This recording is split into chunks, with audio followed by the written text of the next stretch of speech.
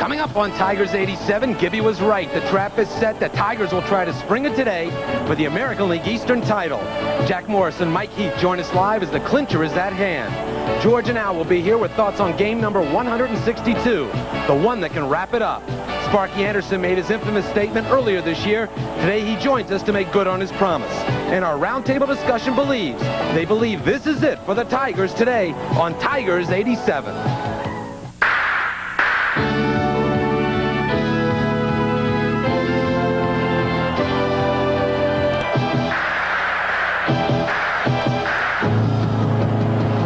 Tigers 87 brought to you by the Miller Brewing Company. 87, I'm Bernie Smolovitz, and today is the day few believed could happen. Believe it or not, the Tigers can win the American League East today if they beat Toronto. If the Blue Jays win, there will be a one-game playoff tomorrow at Tiger Stadium. Yesterday, the Tigers took a one-game lead in the East with a 3-2, 12-inning win.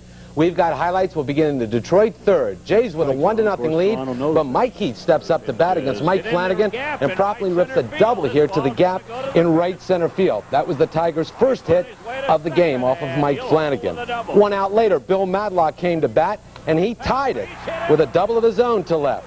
Heath is going to come around to score. The Tigers and Blue Jays are tied 1-1. Madlock is safe at second. Toronto fifth, 2 outs, man on. Nelson Lariano against Jack Morris. He singles here up the middle past Lou Whitaker. That's going to score Manny Lee. The Blue Jays take the lead at 2-1. Detroit fifth, big play. Tom Brookins against Mike Flanagan. Brookins is going to hit a ground ball to Manny Lee. Makes a nice pickup. He throws a little high, though. It goes into the dugout. Brookins goes to second. You're going to see it again on the replay. This is on a riser headed to Ann Arbor, and that set up Mike Heath with a man on second base. It was Tom Brookins, and Heath came through with another hit, his second of the day.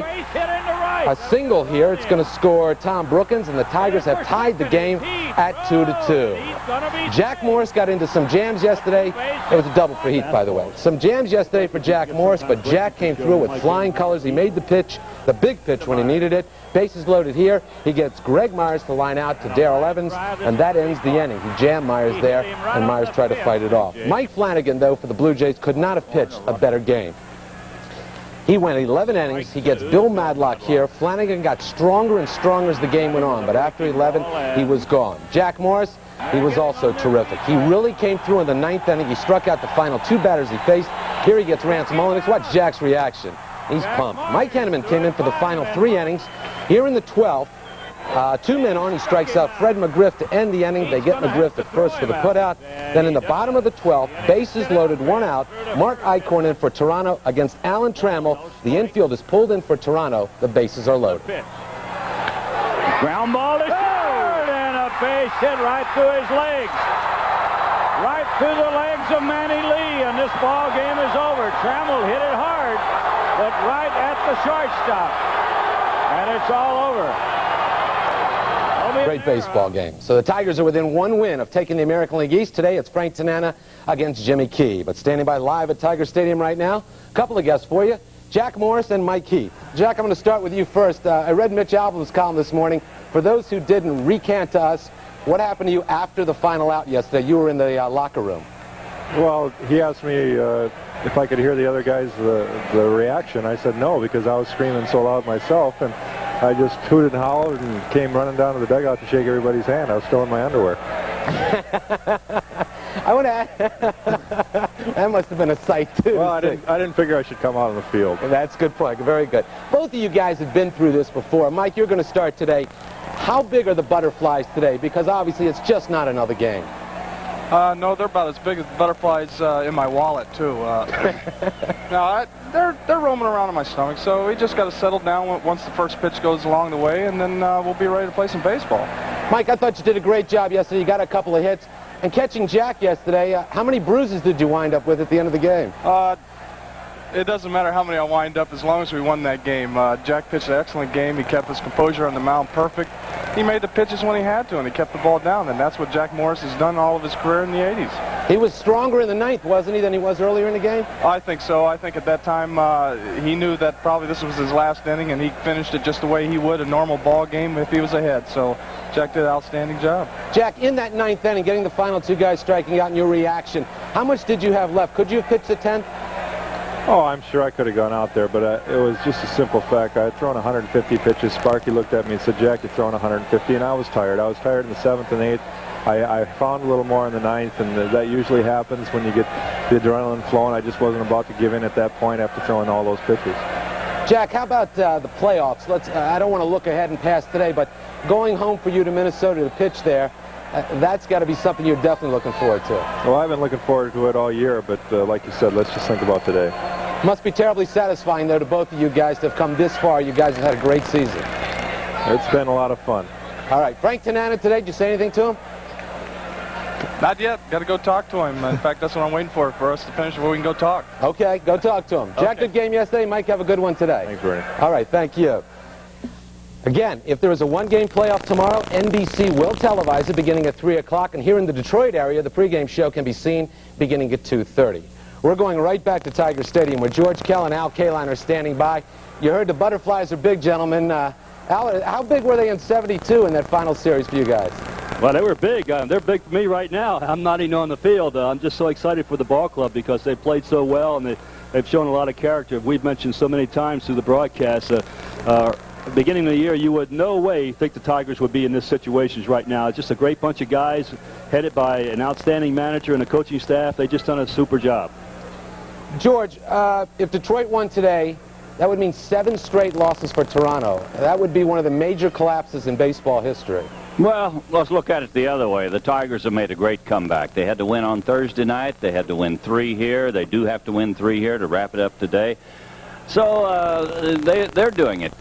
You know, you say, well, the other team collapsed. I don't think so. Jack Morris just blanked them good yesterday. On Friday night, the Tigers got great pitching and great bullpen work that they haven't been getting, and today they're going to get the same kind of pitching from Frank Tanana. Everybody's keyed up. I think it's a great team effort. It's not a collapse on the part of the Toronto Ball Club. I think it's a great team effort by the Tigers, who know what they have to do, and they intend to do it. What's going on in both of those locker rooms right now? I think they're very nervous. Of course, one knows they have to win. I mean, there's no question about it, the Blue Jays. And I think that losing streak is in their mind right now, because they should have wrapped this thing up a couple of weeks ago, but they've gone into a slump. And I think they're worried a little bit about that, and it puts an awful lot of pressure on the players. And, of course, on the other side, the Tiger side, they are not quite as tight, I would say, as Toronto, but they also know that if they lose today, there is another day. The 6 games between these two teams, counting last weekend, are you going to be able to see better baseball in the playoffs of the World Series? I don't think so. They've all been decided by 1 run. 4 of them have been decided the last time at bat by the team that was batting. And you're not going to see anything better than this, playoffs, World Series, or wherever you see it. Somebody said before the game today, I haven't checked this out, that the team that scored first had lost every game. Absolutely. Is that true? That's right. Oh, that scares you to death. So you're rooting for Toronto right off the bat, Hey, right? you'd like to jump off to a 3-run lead in the first inning, but wait a minute, I don't know.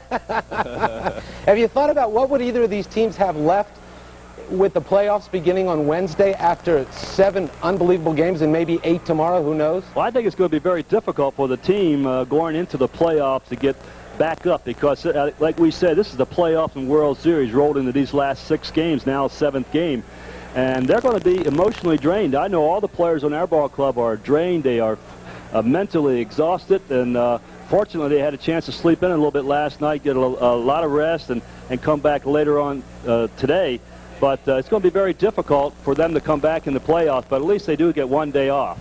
I know Sparky's got to be happy. Frank Tanana's last 2 times out, he's looked like the Tanana of old. But Jimmy Key, very, very tough left-hander today. Yeah, Jimmy Key's tough. You've got to get Jimmy Key early in the ball game. If you don't get Jimmy Key, he just gets better and better and better. And the Tigers know this, and that's what they're going to try to get out in front, whatever the omen might be. Well, he's their best pitcher, no question about that. I don't know how we're going to keep either one of you in the booth today, but have a great time. Okay, Bernie. All right. Thank you. George and I'll be along in a little while with the game. And right after this break, Sparky Anderson. He's going to join us here on Tigers 87. Stay with us.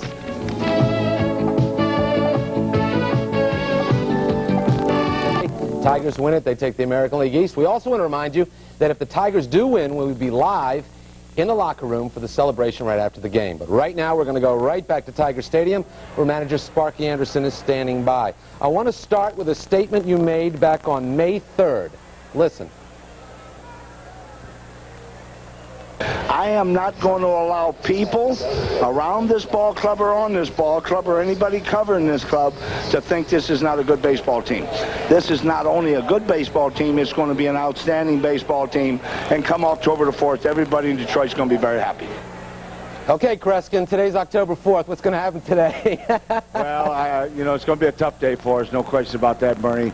The hardest job I think there always is closing the door. There's nothing tougher than that, but I'll say one thing. When I walk out in the dugout today, I get to walk out with some people that I felt all along would never let you down as far as the effort they put forward. And this is the proudest club, and I've said it, that I've ever managed in 18 years.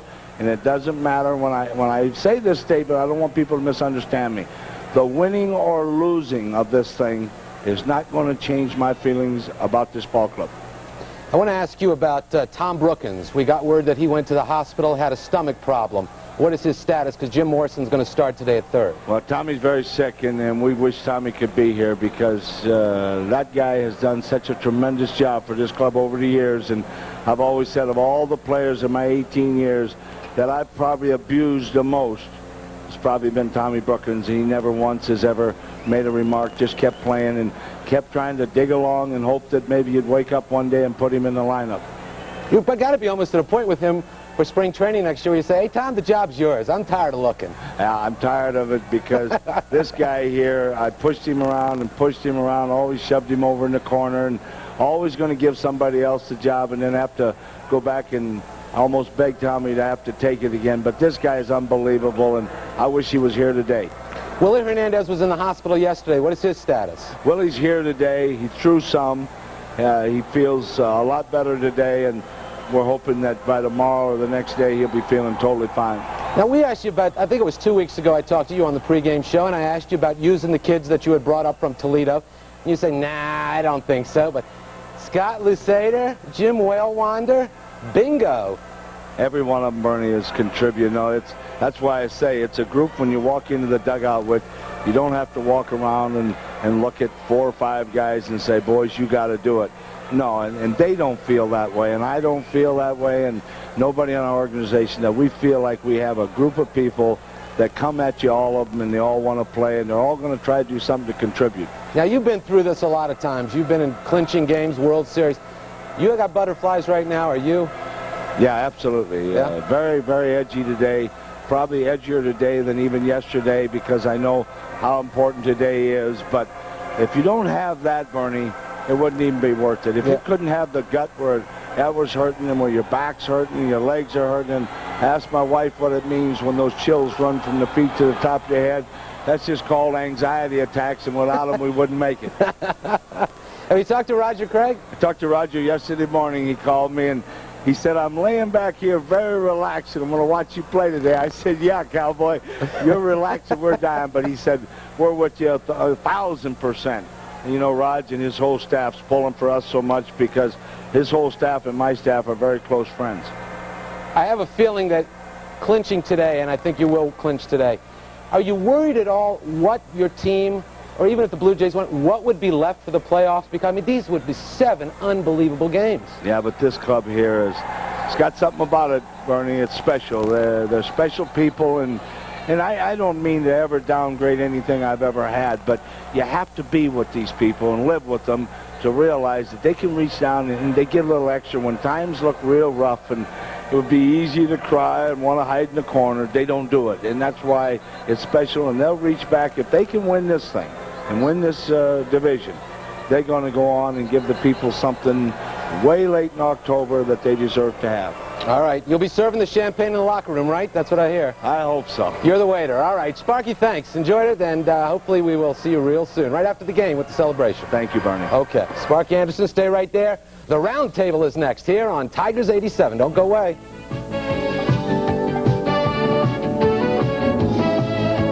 The Detroit News joins us. Good to see you. How you doing, Bernie? Good. Mitch Albom, the Free Press, is also here. Mitchell. And Dave Rozema, former Tiger pitcher, is with us. I'm going to ask you first, Rosie. What are these guys going through in the locker room right now? I think they're all kind of tense, really nervous, thinking what kind of job they have to do today, and they're just waiting for this to start. Because the worst thing is to sit in the locker room and going, God, what time is it? What time is it? You know, they want to just get out there and start playing ball. Mentally, where are the Blue Jays? surprisingly good after the game yesterday. I was impressed with them. It was not the disconsolate bunch that you would have figured you'd have seen in there. They seemed to have their wits about them, and they seemed to really be treating it like another loss. Almost the way the Tigers did last Saturday. Yeah, I think the thing that you got to remember about baseball is it really is a new game every time you go out. This stuff about, oh, we analyze over and over, they've lost 6, they've won 4.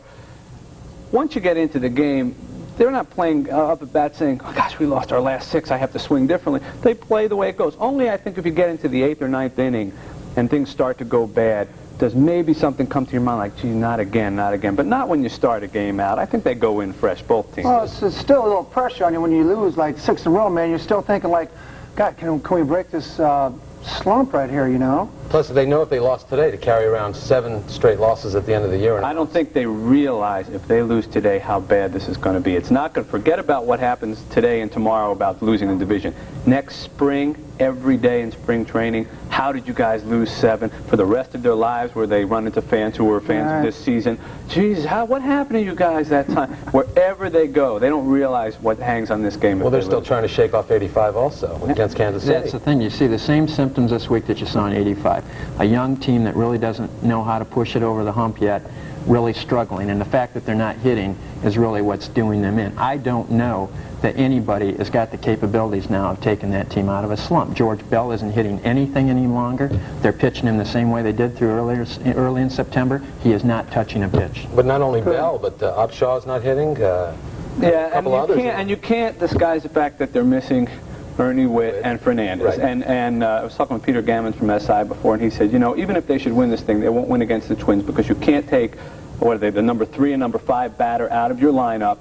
Baseball just keeps coming around every day, another game, and sooner or later you're going to see the effects of that. And this is another thing they have not handled very well, is injuries. This is a team that over the last 5 years really never played with a serious injury. Buck Martinez, their right-hand hitting platoon catcher, broke his ankle a couple of years ago. And other than that, this is the first time they've had to confront key people gone from their lineup, and it's killing them. But Manny Lee's done a good job, I would think. Yeah. Except Bernie.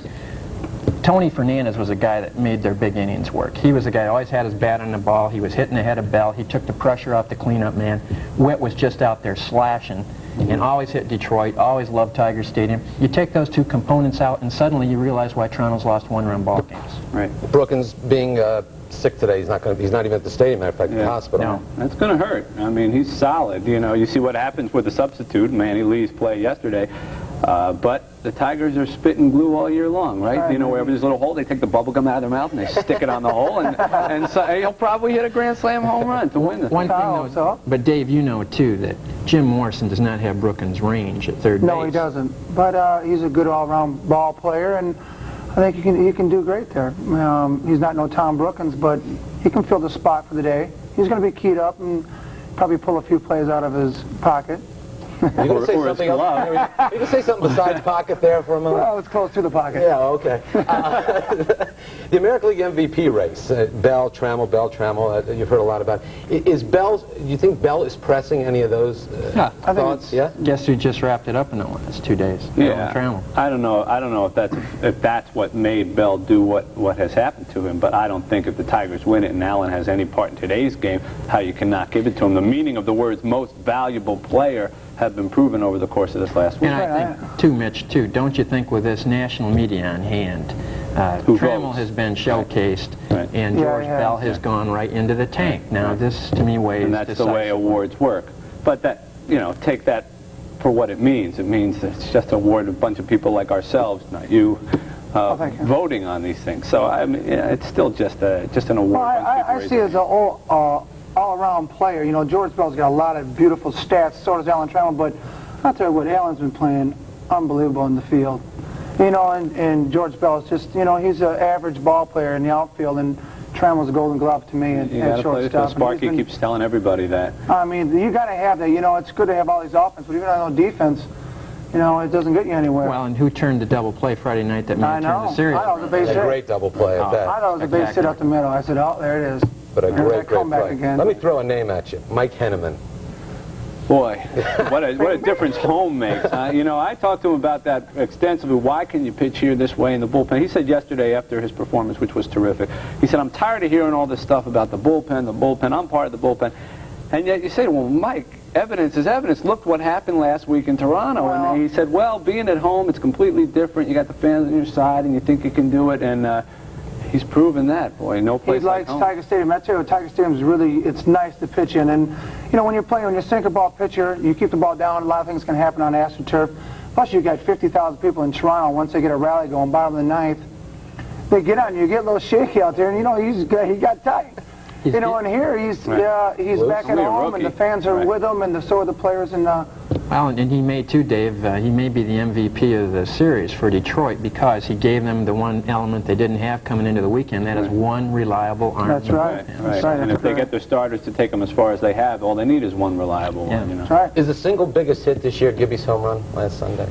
Oh yeah. That was a big one. I hate that kind of thing because, you know, single biggest. We'll exclude you from this discussion. You do it, because if you can pick one single moment in this thing, then you're a lot better than I am. There are just too many. You got 6 games. But Mitch, if he goes down swinging there, they're beating 1-0. They're out 4.5, and the thing's over. Yeah, but go back. Wasn't there a half inning before that where they had the bases loaded and one of their guys struck out McGriff or something with bases? That was later in the game. That's his key a hit. He could have won the game for him, and then Gibby's homer would have been erased. What's the point of that question? Who cares what the biggest? We're trying to get to the commercial break. Get out of here. Go to the commercial. You got to get a piano player. All right. We'll take a break. Right. You done? Yeah. If there is a tomorrow, Walt Terrell will go against Steve, Cerruti, or Clancy? Cerruti, I'm sure, because he wants a left-hander, and Cerruti really hasn't been worked. I would like that matchup if I were a Tiger, only because Cerruti hasn't been overpowering at all here through the final weeks. Have you thought about, though, what would either of these teams have left for the playoffs? I think one day in your bed, home, away from the ballpark, and you find plenty for the playoffs. Every series takes on its own character. I think what happened in this past week when they played Baltimore and Toronto played Milwaukee is they knew that the Toronto series was coming up, and that was really the bookends of some meaningless books in between the Milwaukee and Baltimore, and so you saw them let down. But now they know when they go, and Sparky was in there this morning telling people this pressure isn't nothing compared to what the playoff pressure is and compared to what the World Series pressure is. Whether you believe that or not is up to you, but I think you do step things up at each level. You go home for a day, you clear out this one, and now you start in a new opponent. Well, I think this one's in the league to clinch playoffs or to win your league right now it's very big, you know, because you got 7 games in the playoffs, 7 games in the World Series. This is just one more game right here, and this is it. If they win today, and if they move on to the playoffs, they play Minnesota. They handle them pretty easily, 8-4, I believe, during the regular season. They'll have a much easier time with the Twins than they would have, let's say, with Kansas City or Oakland, where they can create different problems for you. The thing about the Twins is you've got to stay away from their power. But even then, you're playing a couple of those first games in the Metrodome, Bernie, and there's no question Detroit will feast to a great deal on those Twins pitchers who just don't blow anybody away. I remember a game, geez, I bet you it was about a month ago, when the Tigers were down, came back in the 9th inning, and Chet Lemon hit a home run. They won the game 10-8 and were down pretty good in the 9th inning. And Matt Noakes got a big hit that tied it for him. I'm sure all of that comes back to Minnesota, too, along the way. Sure it does. Yeah. They don't match up very well with anybody right now except the Blue Jays, who aren't scoring any runs, so therefore you can take a weak staff into a playoff and figure you got scoring, which is what the Twins would do, but not against Detroit. St. Louis, San Francisco? You gotta. If this is fate's year, then you have to say San Francisco gets there and Detroit gets there, and then Sparky and Roger Craig take over the entire media. They're on the cover of every magazine across the country. Sparky's already admitted this when nobody's around his office but the local guys. He says, Roger and I will have everybody in our offices. We'll have the whole nation's media. It's a plan, I'm telling you. We're headed right for it. Away from the manager's office, they'll play very good baseball. That's probably the best of the lot as far as the World Series possibility. We've got 15 seconds left. Will there be a tomorrow? No. No tomorrow. You got to have a day off. Yes, because Toronto's desperate, and I don't see them losing 7 in a row. Okay. I'm glad somebody said yes. All right. I hate to be in agreement. No chance. Gentlemen, thank you. Enjoyed it. Thanks, Bernie. Thank you. Thanks for watching. Reminder, if the Tigers win, we'll see you in the locker room with the celebration right after the game. Right now, George and Al are next. Tigers take on the Blue Jays live from Tiger Stadium.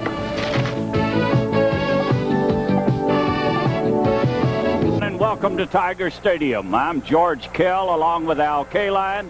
and I don't have to set the scene for you today. If you're a baseball fan, you know what's going on here at Tiger Stadium today. And Al Kaline, I don't have to set the scene for you. Oh, absolutely not, George. This is a great day here in Tiger Stadium. The fans are in a festive mood.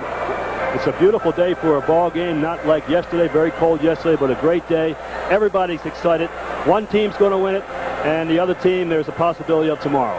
There's butterflies everywhere, in the clubhouse, on the field, even in the TV booth up here. I would assume all of the writers in the press box, everybody. It's a very festive atmosphere, as Al Kaline said, but also a World Series atmosphere. Frank Tanana will pitch for the Tigers. Frank has won 14, lost 10 this year, and a great left-hander, Jimmy Key, will pitch for Toronto.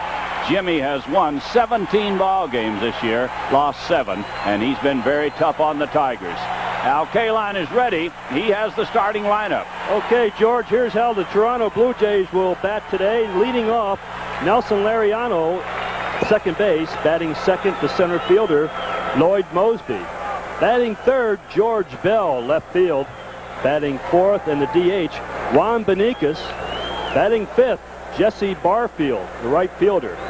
Batting sixth, the first baseman, Cecil Fielder. Batting seventh, the shortstop, Manny Lee. Batting eighth, the third baseman, Garth Orge. And batting ninth, the veteran catcher, Charlie Moore. Defensively for Detroit, Gibson, Lemon, and Herndon. Morrison, Trammell, Whitaker, Evans at first base. Mike Heath is behind the plate. And Frank Tanana on the mound for the Detroit Tigers. You see his record, 14-10. Frank making his 34th start and appearance of the season.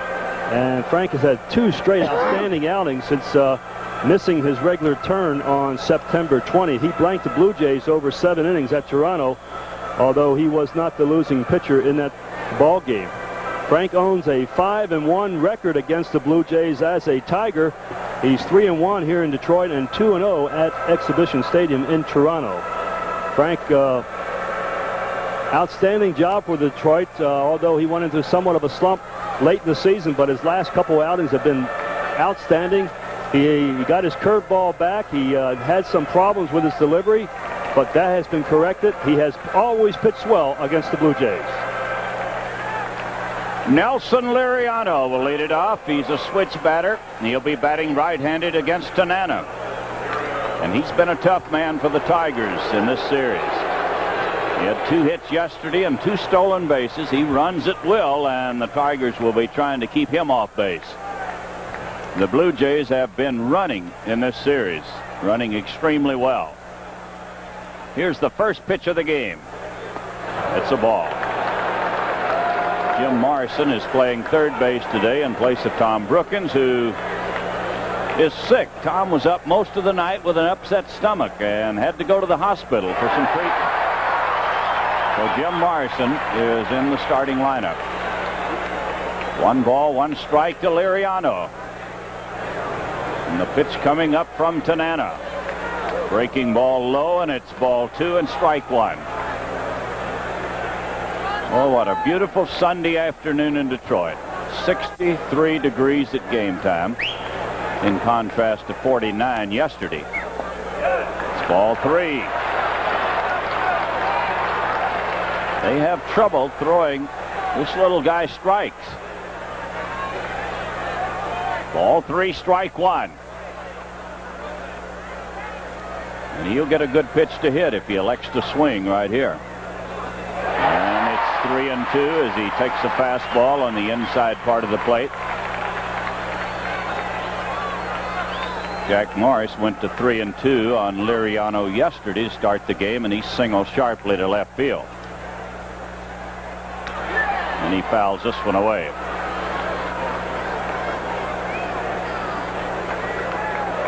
It was a great day, George, for left-handed batters. The good breeze blowing out to right field. Unlike yesterday when it was blowing in from left field, the wind is blowing to right field. So any left-handed hitter or right-handed hitter has a good chance hitting the ball out of the park in right field. Well, the Blue Jays have only 1 left-handed batter. Tigers have 2. 3. Tigers have 3. Whitaker, Gibson, and Evans. Here's the 3-2 pitch. And a drive down the line and left. It's foul. Oh, barely foul. Nelson Liriano hit it hard and pulled it foul down the left field line. You noticed a moment ago when Chuck Waslick was panning the crowd, and it's a sold-out crowd at Tiger Stadium. I'm looking, but I see very few, if any, empty seats. And a tremendous bleacher crowd. And would you say it's one big party out there? Oh, they're just having a ball. They opened the gates early, and of course, they were lined up early in the morning to get those tickets. And they opened the bleachers up early, so they've been having a party out there for some time. Ball 3, strike 2, and the pitch from Tanana. He walked him. So the leadoff man is on. He might not run as much against the left-hander, Al, as against the Tiger right-handers. No, not so much against Frank. He will at least hold them a little bit and give Mike Heath a chance to make the throw to second base.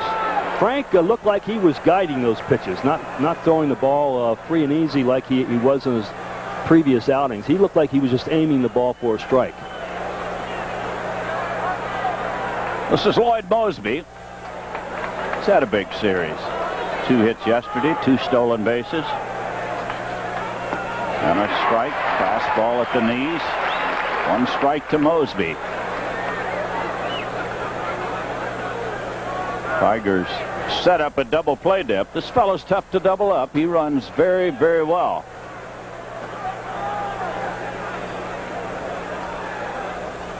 Whitaker and Trammell have just about convinced the Blue Jays that they turn most anything into a double play. They had a couple of dazzlers here on Friday night.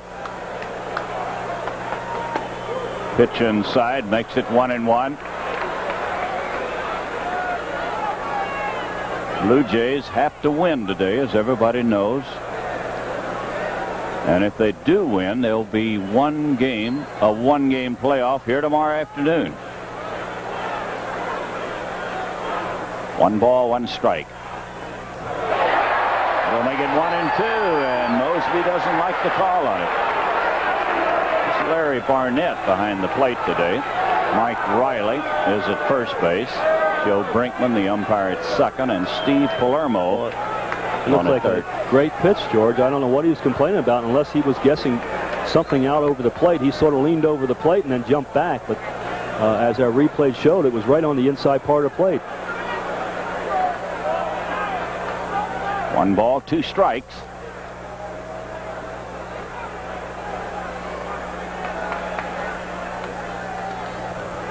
You might wonder how they determine where the playoff will be held. They have a coin flip in the commissioner's office in all 4 divisions in case of a playoff, and the Tigers won the coin flip. That the Blue Jays won it, of course, and there is a playoff tomorrow. We'd be traveling back to Toronto, but the Tigers won that flip. He struck him out. Foul tipped it right into the mid of Heath. A strikeout by Mosby.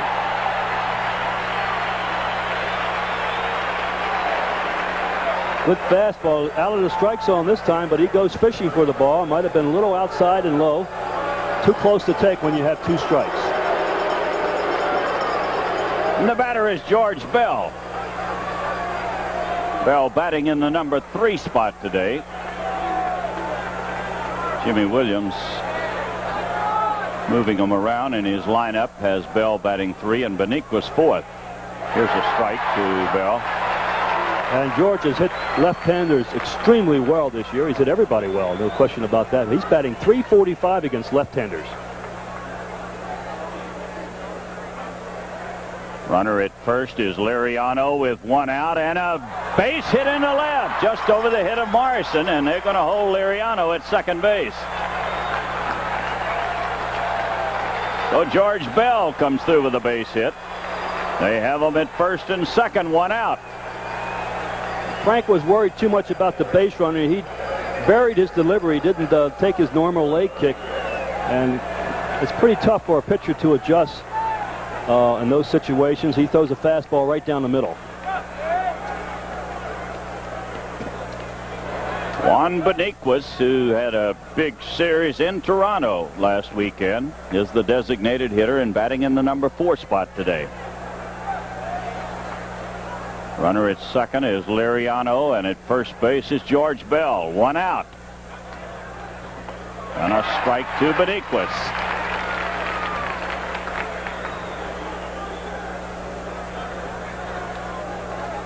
This fellow's been swinging the bat about as well as we've ever seen him swing, and he's always been a good hitter. 1 ball, 1 strike. Tanana has thrown very few breaking balls here in the early going.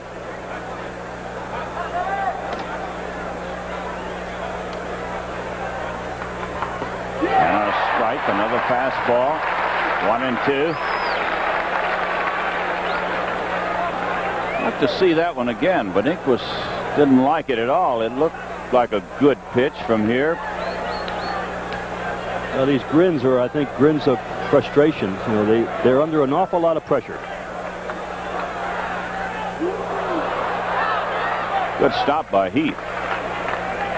It's one of the few curveballs Tanana has thrown, and he bounced it up there. And Al, as you pointed out, Tanana has not been sharp yet. Not yet, and of course, when he gets his rhythm, he'd be much better out there. And get over the first inning is always a tough time for a pitcher. You get used to the mound a little bit more. Frank's games have been pitched on the road. Ball 2, strike 2. He struck him out like a screwball, and Juan Beniquez strikes out. So a walk, a strikeout, a single, and a strikeout. Whatever that pitch was, it certainly went down right at the end. He might have turned it over. I'll bring up Jesse Barfield. Jesse's had a big year. 28 home runs. 84 runs batted in. He's got a chance here in the first inning to drive in a run or more. Runners at first and second, 2 outs. Ball hit foul.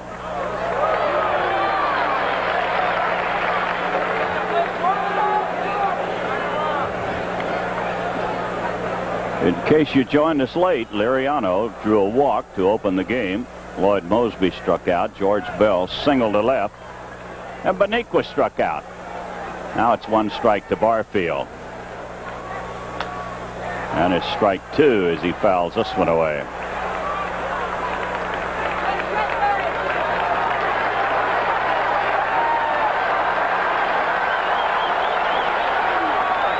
We pointed out that Tanana has not had his good rhythm as yet, but Al, it looks like the Blue Jays are a little bit over anxious too. Everybody a little bit on edge here in the first inning. I think that's only natural.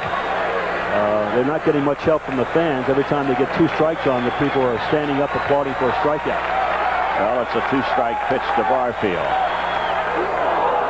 That'll make it 1 and 2. Real wet around home plate, and every time a ball is thrown in the dirt, they almost have to, they do throw the ball out of play. We see more balls in baseball today thrown out of play than ever before. 1 ball, 2 strikes, 2 on, 2 outs, and the pitch coming up from Tanana. We'll make it 2 and 2. Frank has not been able to get a curveball over yet for a strike. That was a fastball, but he has not been able to get a curveball over.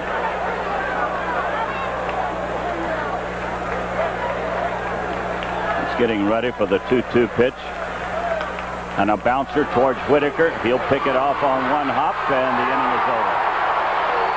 Oh, Tanana pitches out of a jam. 2 on, 1 out, and he gets the next 2 batters. We go to the bottom of the first, no score.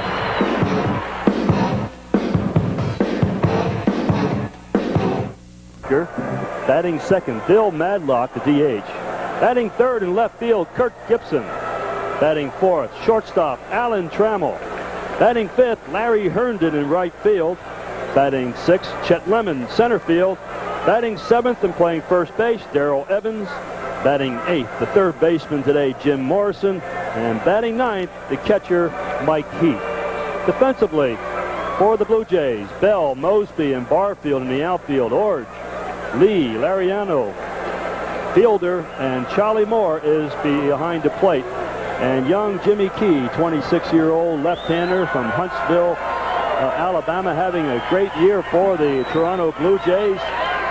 17-7. Just an outstanding year. He had spent 1984 in the bullpen for the Blue Jays and pitched in 63 games. Last 2 years have been a starter and won 14 games in both of those years. He's going for the club record, which is held by Doyle Alexander in 84 and 85 and Dave Steve in 82 and 83 with 18 wins. He has a 86 record against the Tigers, 2 wins and 1 loss, a career mark, 3 wins and 3 losses. So Jimmy Key, a very tough pitcher. He throws hard, good slider and changeup. Lou Whitaker will lead it off for the Tigers. Bill Madlock and Gibson will follow.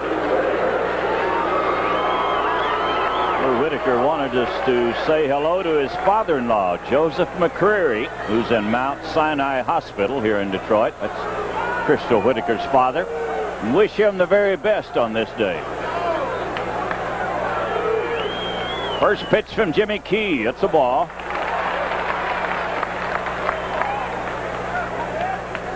Lou has 16 home runs to go with his .263 batting average. And a drive into right center. This will drop in.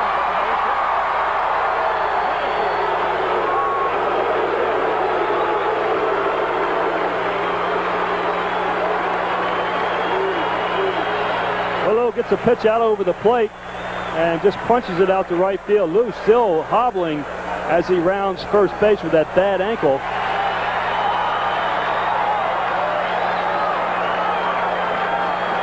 Bill Madlock is the batter with a runner at first, nobody out.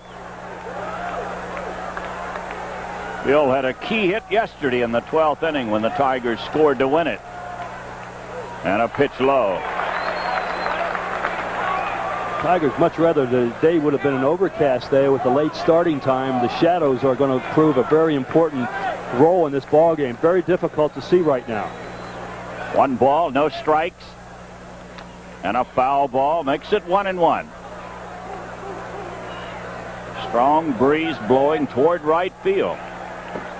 We've had a strong breeze blowing from left field to home plate for the first 2 games of this series. Today it's more toward right field. Anything hit in the air in that direction will carry very well. There's a foul back into the screen. 1 ball, 2 strikes. Madlock drove in the first Tiger run yesterday with a double that tied the ball game. Then he singled to set up the run that scored the winning run in the 12th inning. Good breaking ball, and he fouls it away.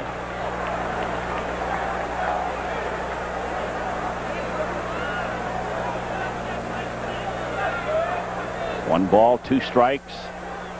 Runner at first is Whitaker. Nobody out in the first inning.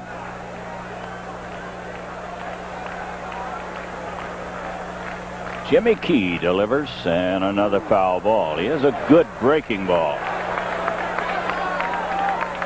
And he's going to throw the breaking ball to Madlock. They do not throw many fastballs to Bill. This young man has 3 excellent pitches. He makes his living pitching the ball on the outside part of the plate, but he will pitch in on occasion. He knows he has to, particularly against right-handers, keep them off the plate.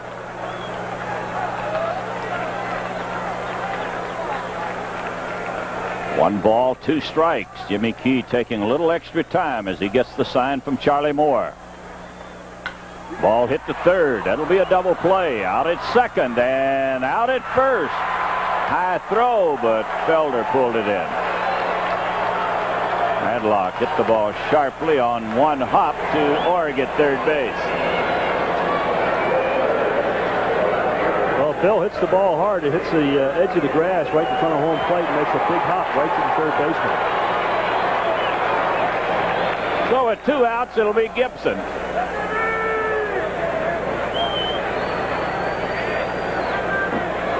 We pointed out, I think, yesterday that in this series, Gibson has batted against a right-handed pitcher 1 time. That was against Clancy on Friday night. And Clancy was not in the ball game long. He left in the 3rd inning. I feel that the Toronto Blue Jays picked up Mike Flanagan just for that purpose, knowing that they had a lot of games against Detroit Tigers late in the season, and Detroit does not hit well against left-handers.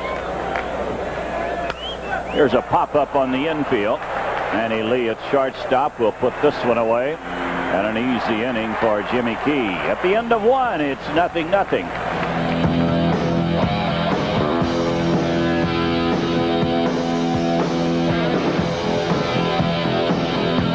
As we go into the 2nd inning, each team had a base hit in the 1st inning. The Blue Jays had a walk to go with a single by George Bell, put 2 runners aboard, but Bonique was struck out and Jesse Barfield bounced to second base. Whitaker singled to lead off for the Tigers. Badlock bounced into a double play, and Gibson popped it up. Cecil Fielder will be the leadoff man, followed by Manny Lee and then Dane Orge.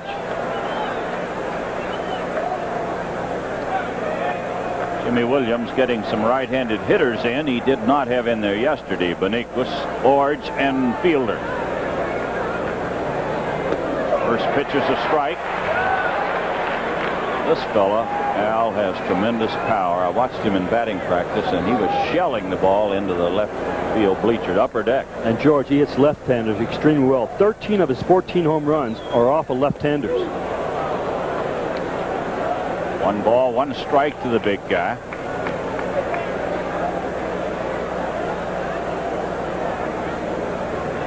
Frank Tanana getting ready on the 1-1 pitch. He hits it hard but foul into the corner in left field. Well, he jumped on a high pitch and rifled it. He looked like he comes from the school of George Bell, the way he hits at the plate. Right before the pitcher delivers the ball, he leans way back in the batter's box and takes a very little stride. 1 ball, 2 strikes. And another one bounced up there. Makes it 2-2.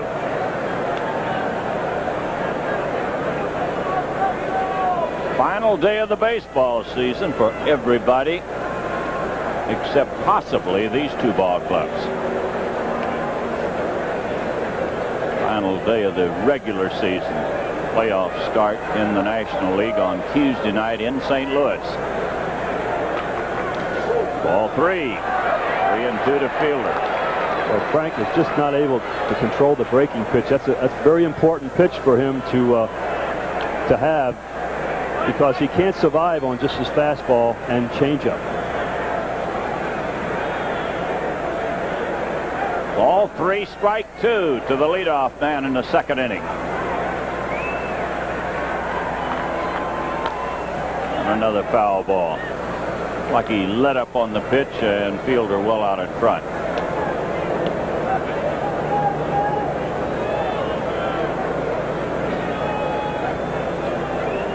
Tigers extremely deep and around the left for this big guy. And a drive into right field that will be caught by Herndon. Fielder hit it on a line, and Larry Herndon picked it off about knee high. Well, Larry's not always the most graceful outfielder in the world, but he sorely gets the job done. This ball is slicing, and it curves right back to him. Again, the right fielder, late September, October, is a very difficult field to play here at Tiger Stadium. We'll bring up Manny Lee, who had a big 3-run homer here on Friday night.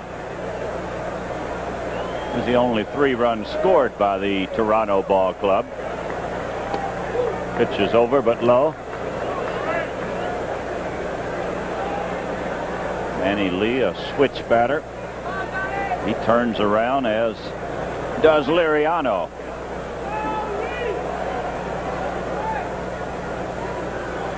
Morrison in very close at third base. And he pops it high in the air. Morrison will have a play at third base. Manny Lee is out. He fouls it to third. 2 outs, and the batter will be Dane Orge. Jim Morrison replacing Tom Brookins. We mentioned at the top of the show that he has not been feeling well. He was taken to Ford Hospital with, they think it might be some kind of a flu. Get a good look at the Blue Jay bench. Both benches rather subdued at the moment. There's a foul ball by Orge.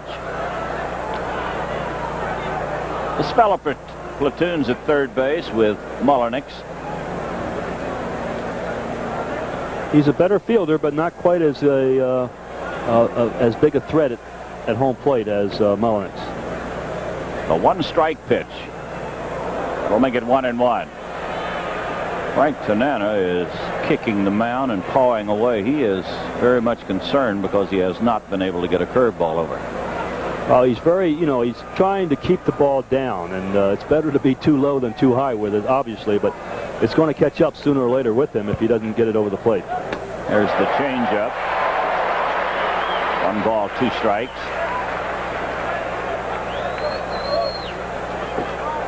Garth Orge is the batter. 1 ball, 2 strikes. He's batting with 2 outs and nobody on. And the pitch coming up from Tanana. That'll make it 2-2. Heath normally doesn't have to block many pitches with Tanana on the mound, but he's had a few today.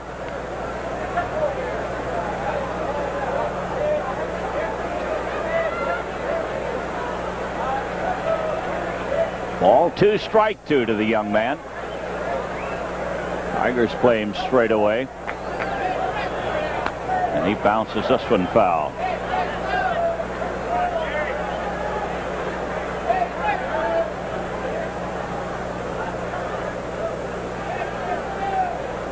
Garth Orge had a brother that played in the major leagues with the Cardinals, Kansas City, a couple of other clubs. He struck him out. He changed up on him, and Orge strikes out. That's 3 strikeouts for Tanana. We go to the bottom of the second. No score.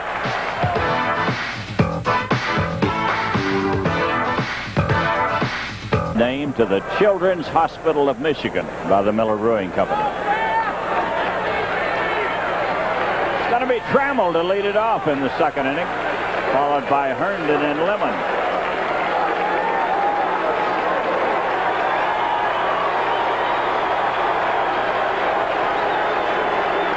Time Trammell sticks his head out of the dugout, the crowd begins to chant MVP. Quite a few signs all around the stadium with the MVP, AT on it. Alan Trammell having a great year, obviously. Here's a bunt, and he's going to be out. Orge was playing right in on top of him, and Alan bunted it hard, but no chance with Orge in that close. Good bunt if he's back, maybe. That'll bring up Larry Herndon.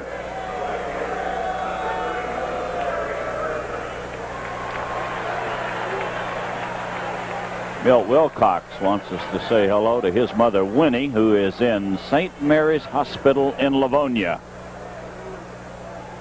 Milt Wilcox. Well, there's a name.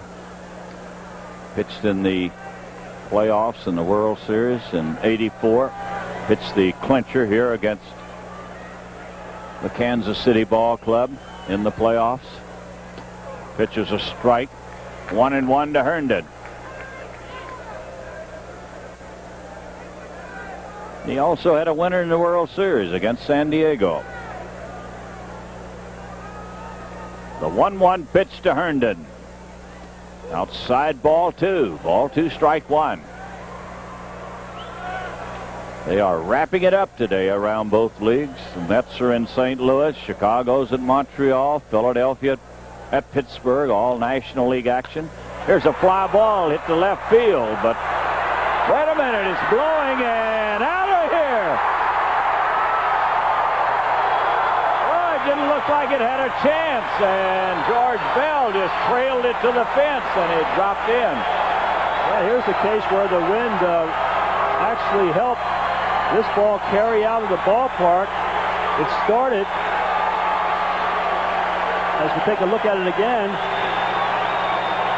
looks like you see how George has to turn around. Now the wind has gotten a hold of it and drops in. Looks like the first, second row just over the fence.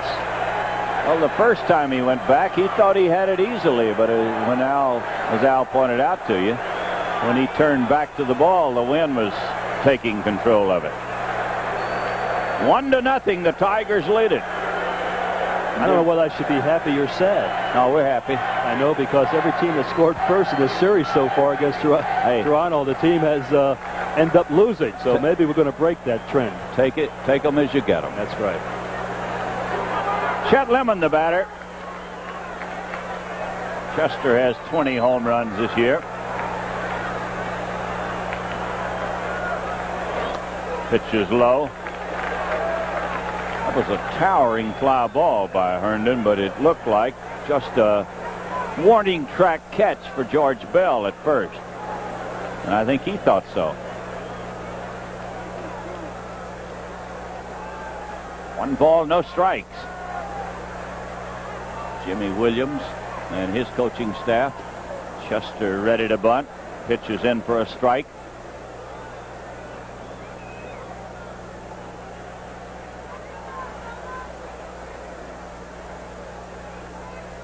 This young man, Jimmy Key, has won 17 times this year. And a pitch outside. Ball 2 and strike 1. You know, Tigers, excuse me. I was going to say, what's impressive about Jimmy Key, 17 wins, certainly impressive. He has an earned run average under 3. Even when he loses, he pitches strong ball games. This one's chopped to third. One big hop to Orge, who will throw him out. So Lemon is out, number 2 in the second inning. And the batter will be Darrell Evans.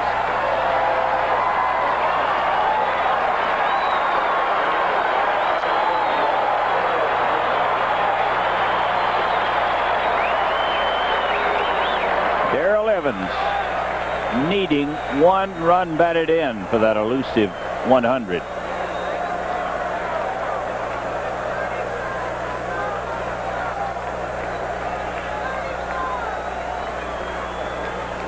He bats here in the second inning with 2 outs and nobody on. Tigers lead it 1-0. And a pitch inside.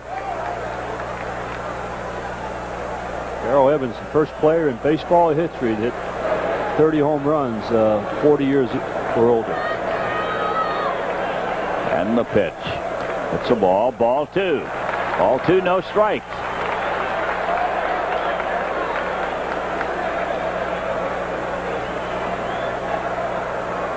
Darrell should get a good pitch to hit off Jimmy Key.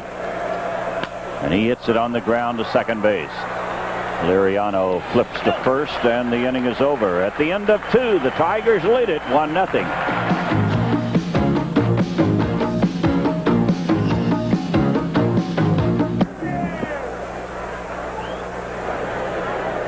You can see the lights are on.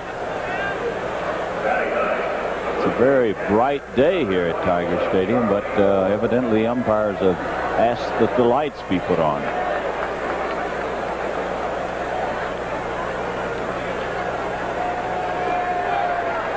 And with the late starting time, 3 o'clock, 3:09, the first pitch of the game, you can see the pitcher is still in the sunlight, throwing into the shadows, and this makes it rather difficult for the hitters.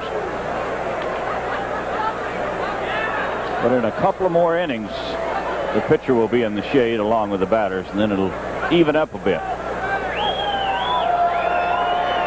There's Charlie Moore getting his first chance in this weekend series. Strike on the outside corner. Charlie was released by the Milwaukee Brewers. He had a very fine career over there. He said, hey, I'm not finished yet.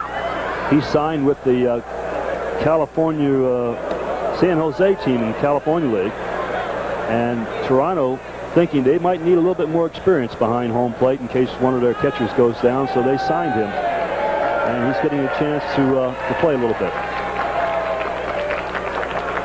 1 ball, 1 strike. Here's a base hit into center. He hit it on the end of the bat and loops it into center field. So the leadoff man is on in the 3rd inning. Second hit off Tanana. That was a change of pace. The pitch before was a curveball, and Tanana has yet to get a curveball over.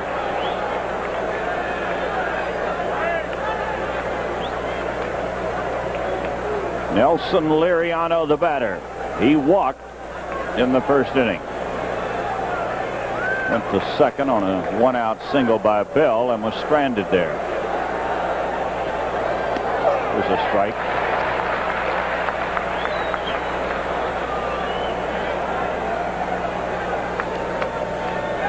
In close at 3rd is Jim Morrison.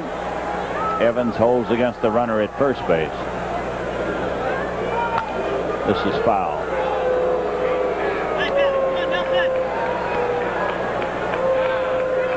That tells you right there, Liriano knows what he's doing with the 3rd baseman playing in. He was trying to drill it by Morrison. 2 things a little guy like this can do. He can shoot it through the hole into right field or try to drive it by the 3rd baseman.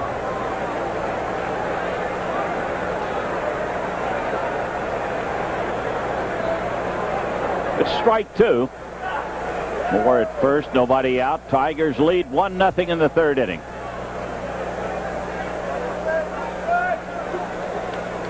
And the 2-strike pitch. Bounces up there again. 1-2.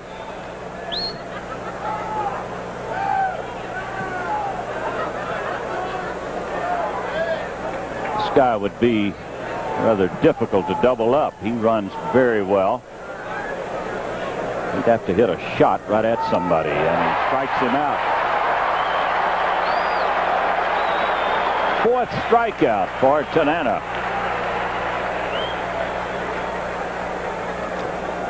Liriano, let's see it again. Looked like just a straight changeup. Took a little bit off. Frank sort of turns his hand over like a screwball, and just takes a lot off his pitches. We'll bring up Mosby, who struck out in the 1st inning. Runner at first, 1 out.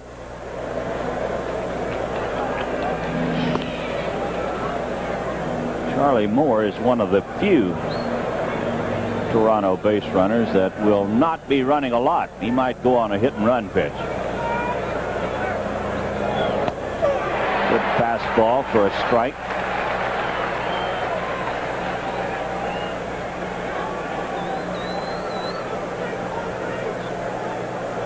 We want to send our best along to Mr. George Noslovitz, who's in Providence Hospital out in Southfield, watching the game today. Strike 2, another fastball, and Mosby caught looking. He struck him out on a pitch out on the outside part of the plate his first time up.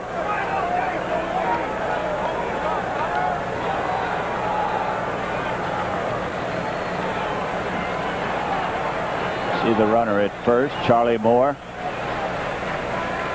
Mosby waiting on the 2-strike pitch. Come on, Lloyd.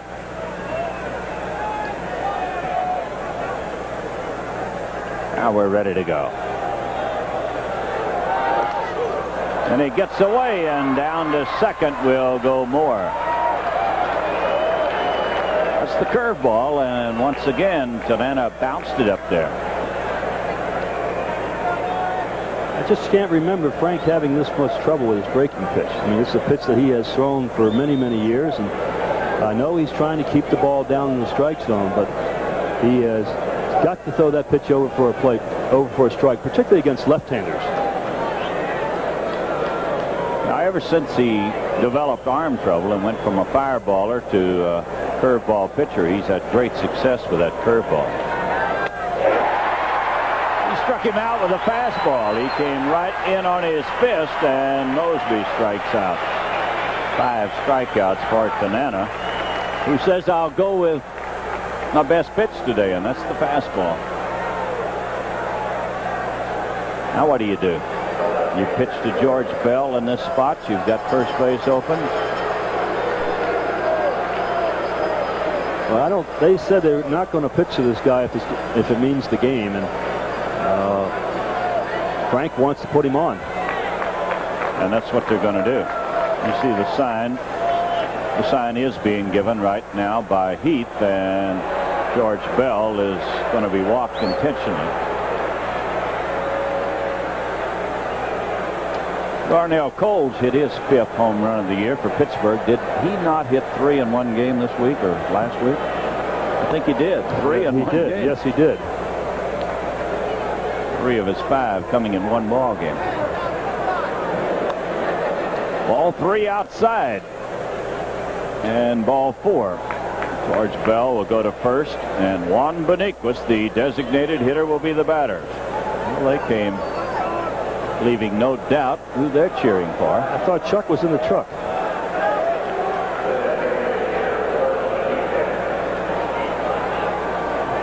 Well, they just show the ultimate compliment to a young man who's having a great year. Early in the ball game, they still put him on first base. The go-ahead run. Beniquez batting .421 with men in scoring position. And he's one good hitter. And strike to Beniquez. What this guy does so well, he can hit the ball to the opposite field. He's very tough to pitch to. You can pitch him hard inside, but he's smart enough, he's much of a veteran, that he can look for that pitch in there on occasion. Strike 2. That's a breaking ball. It was in the dirt, but Beniquez swung at it. Number 21 is Roger Clemens. I believe so. I will look it up. I think that's his number. If so, he just pitched another shutout. He might be the Cy Young winner again. You know, if New York wins this game against Baltimore, there could be 4 teams in the American League East win 90 games or more.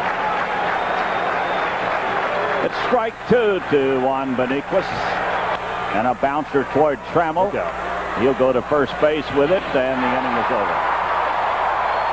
Well, Tanana pitches out of a jam. They strand a man. We go to the bottom of the 3rd. Tigers lead it 1-0. Sports are a great way for them to learn the values of sharing and friendship. And most of all, have fun. For kids' sake.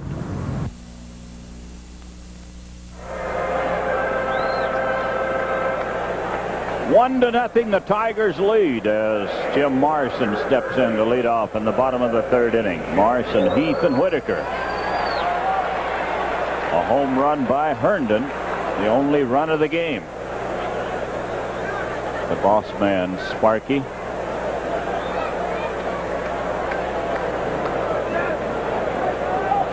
And the pitch coming up to Morrison. It's a ball. Each team has 2 hits. Whitaker singled in the 1st inning. Herndon a home run in the 2nd for the Tigers. Here's a bunt. Or to first, and he got him. Good bare hand pickup by Garth Orge, and he makes the play to first base. Tigers bunting well, but a little bit hard. It was an excellent bare hand pickup. He looked like he cradled the ball up to his body. Good pitch to lay down the ball. It was low outside and a pitch that you could put a lot of spin on while placing it down the 3rd baseline. There's Mike Heath, who was one of the heroes of yesterday's ball game. Mike takes a strike. And Mike did real well early in the game, hitting the ball to right field. Then he wanted to go for the home run and ground it out a couple of times to shortstop. The 1-strike pitch. Strike 2. That win shutout in Boston by Clemens is his 20th victory of the year and his 7th shutout this year. He's won 20. He'll wind up the year with 20 and 7 shutouts. There's a guy that missed spring training. Every bit of it. He struck out 12 batters today. 2nd 20-game winner in the American League, Dave Stewart of Oakland. This ball's chopped toward 3rd. Orge on to 1st, and Mike Heath is out. So 2 quick outs in the 3rd inning, and the batter will be Lou Whitaker, who had a single his first time up.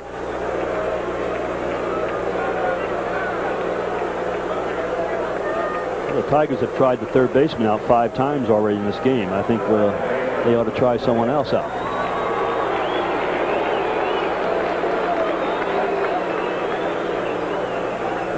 Lou singled into right field in the first inning. Then he was erased on a double play ball started by the third baseman, Orge.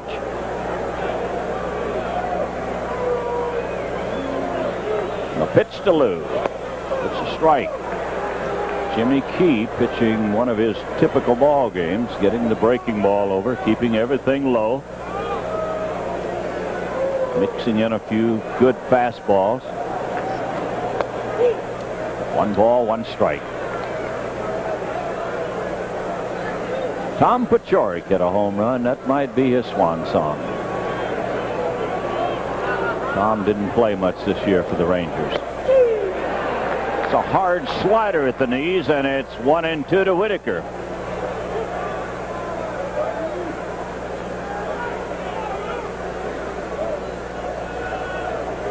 Jimmy Key gets ready, and a foul ball into the crowd. The lady has it. She said, I don't know where it came from, but I have it.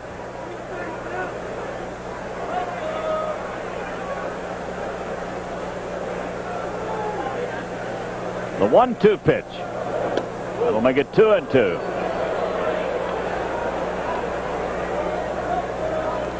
Whitaker batting with 2 outs, nobody on. We're in the third. Tigers lead it 1-0. And the 2-2 pitch from Jimmy Key. He strikes out, and let's see, are they going to get him? They do on a close play. Charlie Moore ran it down and throws him out at first base. At the end of 3, the Tigers 1, Blue Jays 0.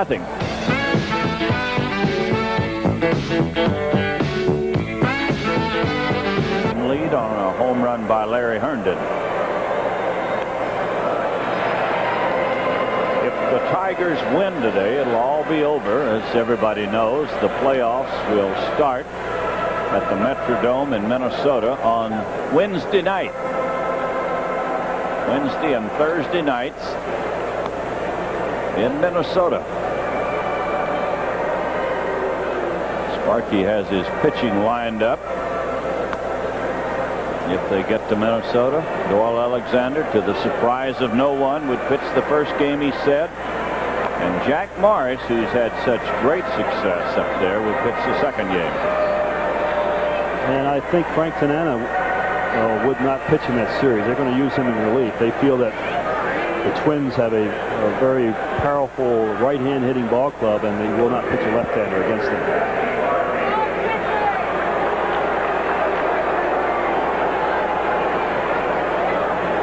The Tiger bench, they are subdued at the moment. Everybody just sort of waiting, like a couple of heavyweight prize fighters, feeling each other out at the moment, and they'll get excited later on. There's the pitch to Barfield. He takes it low. Frank got Jesse on a ground out to second base with 2 runners aboard in the first inning. Blue Jays have stranded 4 in this game. Ball 2, it's low.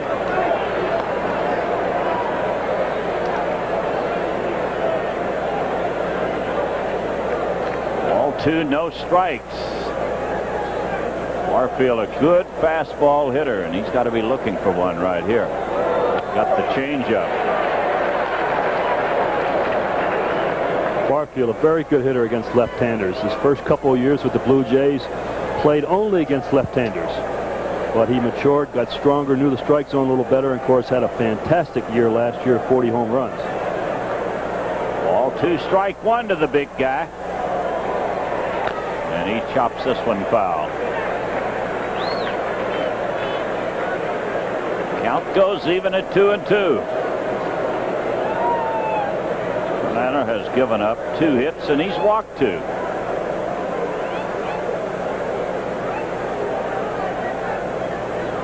And the 2-2 pitch to Barfield. Strike 3 call. He takes a fastball on the inside part of the plate.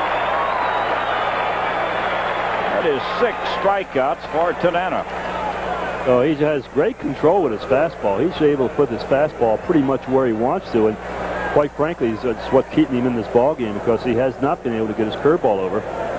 But Frank, who can more or less put a right-hander to sleep, looking for that slow pitch, and all of a sudden he'll bust that fastball inside.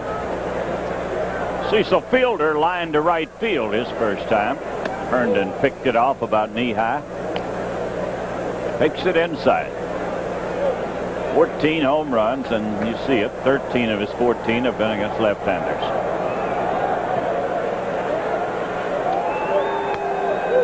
Ball 2-0.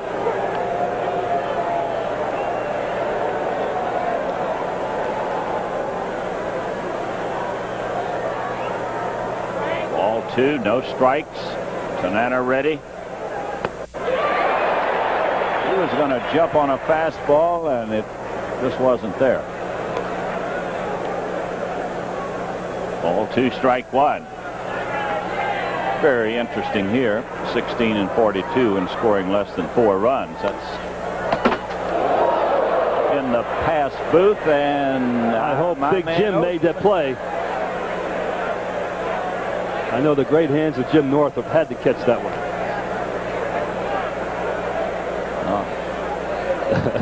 I think that the machine caught it. Everybody bailed out, and the machine couldn't move. Ball 2 and strike 2. Here's the pitch. Base hit in the left. He drills it hard past Morrison into left field. Well, Cecil Fielder is on with a base hit. A 1-out single, and the batter will be Manny Lee.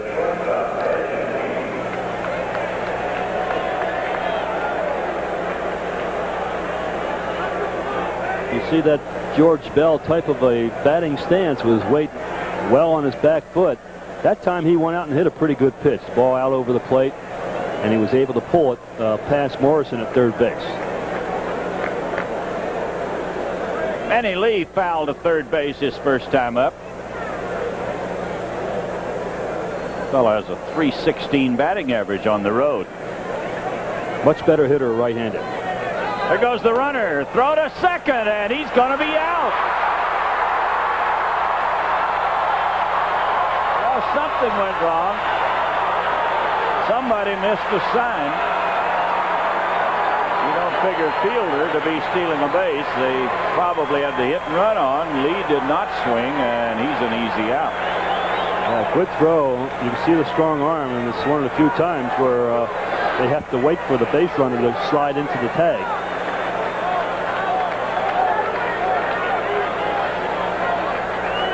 Well, everybody looking around. Fielder looking toward home, toward first base, and first base coach was looking toward Manny Lee, and tells you that there was a sign miss somewhere. 1 ball, 1 strike.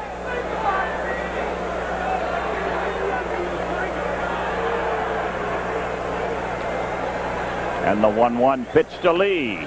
It's a ball, ball 2. Ball 2, strike 1.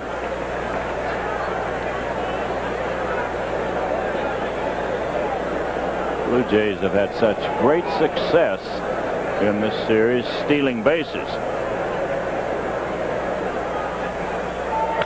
There's a drive to right field. Backing up is Herndon. This ball is off the wall.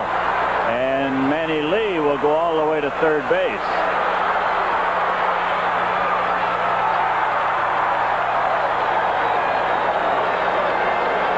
Well, I hit one against the facing of the third deck here on Friday night, and he hit this one off the wall in right field. Maybe this will get all the players trying to go to right field. I'm really surprised that more players are not trying to hit the ball out the other way, particularly with fellows with great control. And Manny Lee is not noted for his power, but you can see there he hits the ball hard over the head of Herndon. The ball carrying back, and there's no chance to get Manny Lee at third base. No, and that was a dangerous throw. You see Herndon makes the throw in, and short hops to Morrison. Tanana was backing it up, but there's always a chance it'll skip away. So it'll be Garth Orge with a runner at third, 2 outs. Tigers lead it 1-0.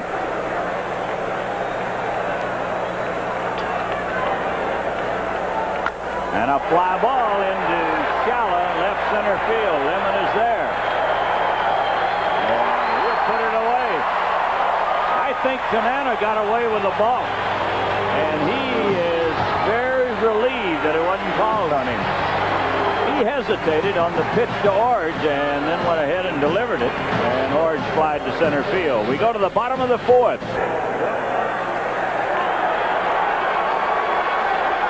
Tanana pitches out of a jam. He leaves a runner at third, getting Orge on a fly ball to center to end the inning. Here's the triple by Manny Lee as he dives into third base. Medlock takes a strike. Bill bounced into a double play his first time up. And the one strike pitch. Over but low, 1-1. Like a good fastball hitter, and the Toronto pitchers throwing him a real good dose of slow breaking pitches all day. Got that curveball over. 1-2. 1 ball, 2 strikes. Jimmy Key gets ready, and he struck him out on a bad pitch. Bill Medlock strikes out to start the fourth inning. The second strikeout. He turns this one over very much like Frank Tanana. Takes a lot off of it. It's not like a screwball, say a Willie Hernandez screwball, but he turns it over and takes a lot off the pitch. There's Gibson, who popped to the shortstop his first time up.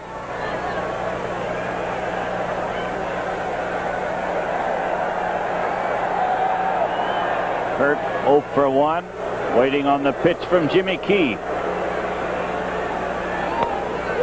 Fastball high.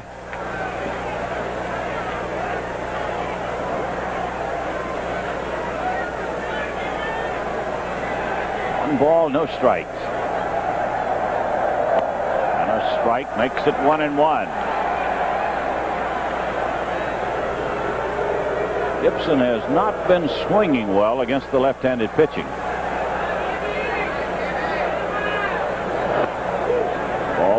Ball two, strike one.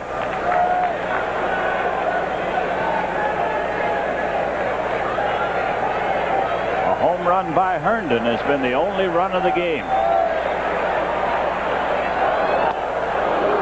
Only get 2-2. He threw the fastball by him. They do not think that Gibson will pull Jimmy Key.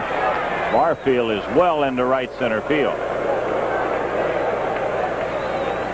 Mosby straight away and Bell in shallow and left.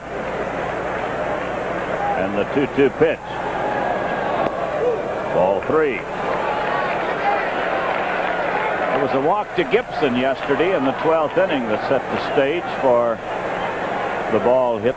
Now we're going to take a look at all the broadcasters, and there's quite a few crews here today. Ball 3, strike 2 to Gibson, and here's the pitch. He fouls it away.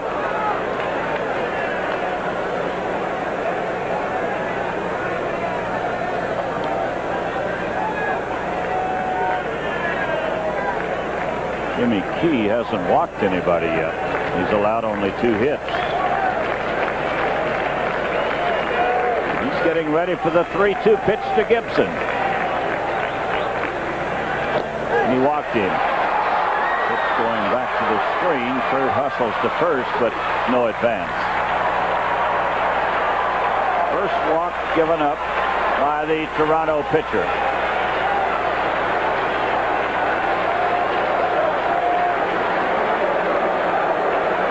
Goes the breaking ball. You see well out of the strike zone. Gibson thinking about going to second base, but Dick Trzaskowski, the first base coach, said, hey, now you stay right here. Give Alan Trammell a chance to drive you in. And also the good possibility that Gibson might be trying to steal.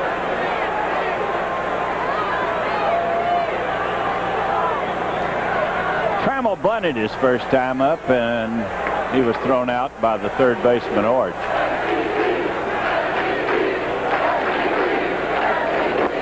Takes it inside and low. 1 ball, no strikes. batting .421 with 20 runs batted in his last 33 games. Ball 2.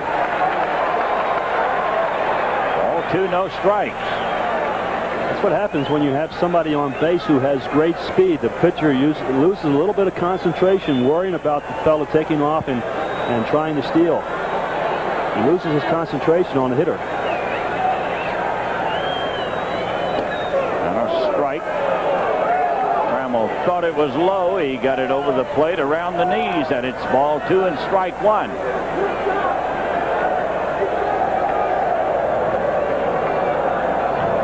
Runner at first, Gibson, 1 out. He's gone. Throw, no throw. Oh, Jimmy Key looked him back, but Gibson took off just as he delivered, had a big jump, and no contest. He didn't even throw. Number 26 for Gibson. He has been thrown out 7 times.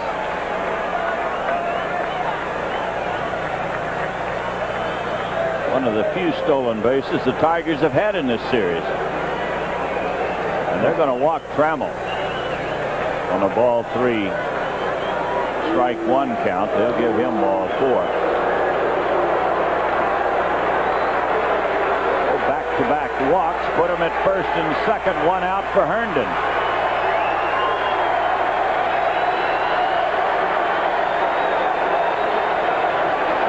Hondo, one of the few players on the Tiger Ball Club who hits the ball real well to right field. He got a fastball inside and he hit a home run, just got over the barrier in left field. I would imagine they will be trying to keep it away from him here.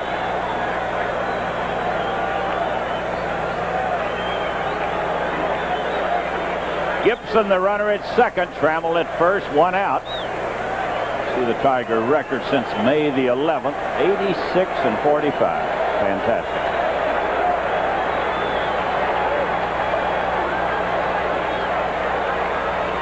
Just as Key gets ready, Larry Herndon steps out.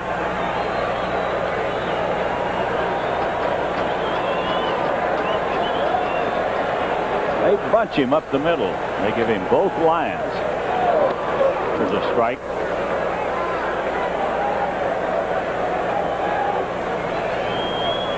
One strike to Herndon. He's batting at .327, 9 home runs, 47 runs batted in.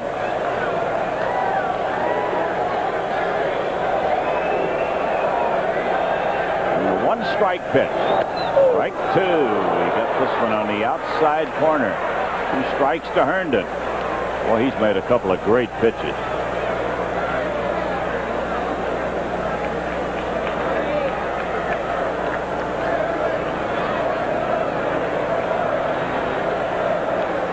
Jimmy Key keeping an eye on Gibson. He doesn't want him running. Strike 3. Threw him a fastball, and Herndon was completely tied up on that one. He didn't swing the bat, did he? No. Took a couple of curves and then a fastball. He didn't offer at any of them.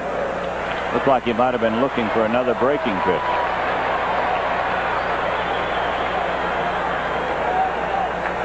Just a great pitching effort by Jimmy Key to Herndon. That'll leave it up to Lemon. Chester bounced out his first time up.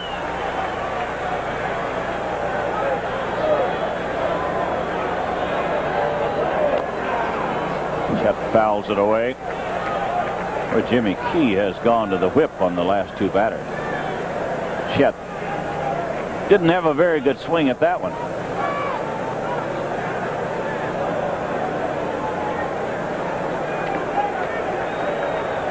Two on, 2 outs. We're in the 4th inning. Tigers lead it 1-0.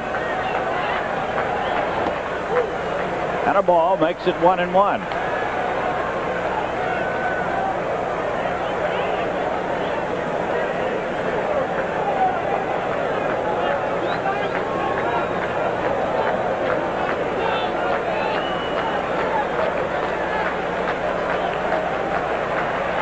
Shot from center field as Key gets the sign. And a ball makes it ball 2. Ball 2, strike 1. Dan Pasqua has hit a home run in the ninth inning for the Yankees. They went into at the end of 8, they were trailing by a run. Unless Baltimore scored, they've tied the game. Ball 2, strike 1 to Lemon. And Chester steps out.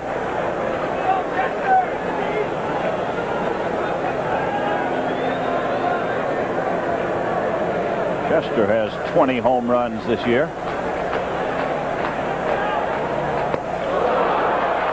Count goes even at 2-2.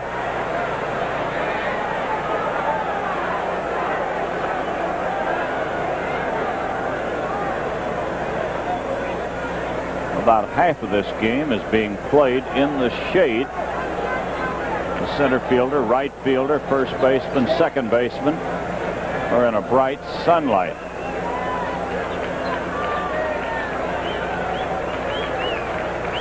Ball 2 and strike 2. Jimmy Key trying to pitch out of a jam in the 4th inning. And a bouncer towards second. That'll get him out of it. Chester Lemon bounces out. Tigers strand 2, and at the end of 4th, Tigers lead it 1-0.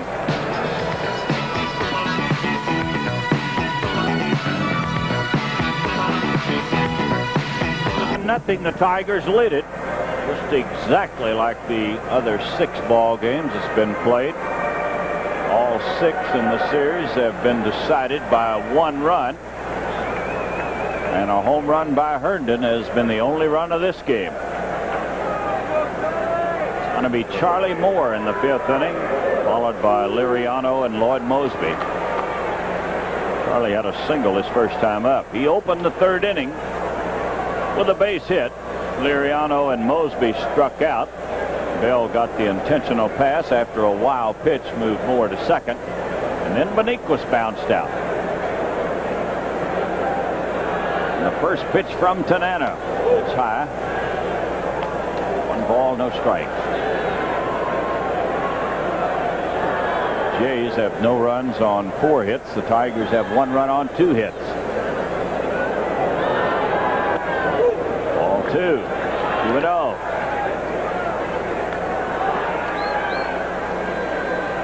Twice in the first 4 innings, the Blue Jays put the leadoff man on. Ball 2, no strikes to Moore. Ball 3.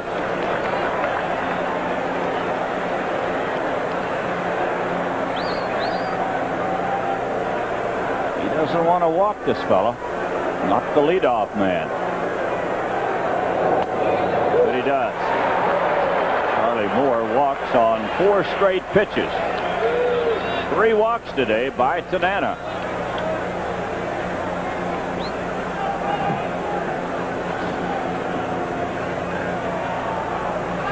Same situation back in the 3rd inning. Liriano struck out. He did not attempt a bunt. Come on, Nelson. Let's see if they try to move him along. Yep, he bunts and a foul ball. He dropped a dandy, but he had some spin on it and rolled foul at the last moment. Markey records every pitch that the pitcher throws. You see the pad that he has there. He doesn't want the pitcher to get into some kind of a sequence where he's throwing the same pitches, each batter lead off, the second pitch, and so on. So he keeps a sort of like a diary on every pitch that the pitcher throws to every hitter.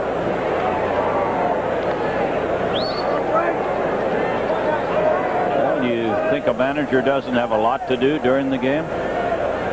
Besides everything else, he records every pitch. Ball hit the shortstop. They might get 2. And they do. A double play. Liriano's a tough man to double up, but he hit it hard. Trammell to Whitaker to Evans. Trammell, Whitaker to Evans. We've been hearing that for so many times. And I don't believe I've seen too many double play combinations that can turn it the way those 2 guys can. 2 outs in the 5th inning, and the batter will be Lloyd Mosby.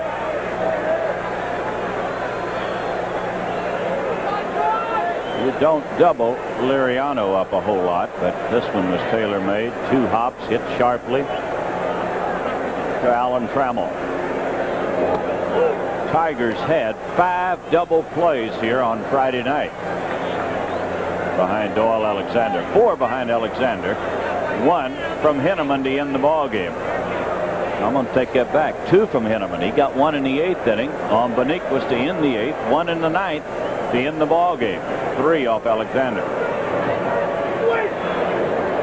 There's a strike. He got a curveball over.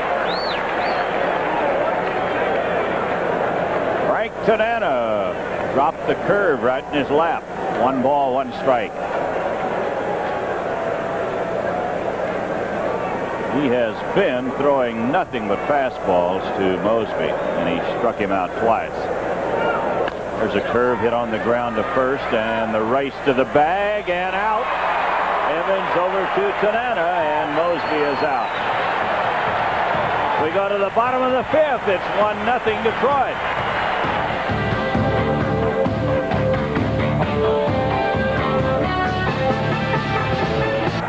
Darrell Evans, Jim Morrison, and Mike Heath in a 1-0 ball game. I tell you, whenever it's over, whether it's today or tomorrow, you're going to see 2 emotionally drained ball clubs. They have played it to the hilt.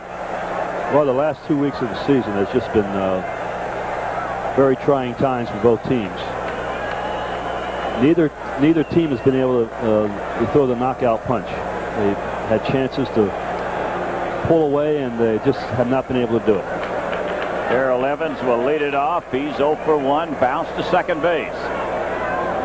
Both ball clubs are drained. The fans are drained. We're drained here in the booth. And I don't know about you, but I'm going up to Shanty Creek on Tuesday. Great place. I know it. You told me about it. You got to see my friend Vic Succo, who owns the golf course there. Vic Succo, I'll look him up. Yeah. I'm going to be there Tuesday night to speak to the service station dealers of Michigan.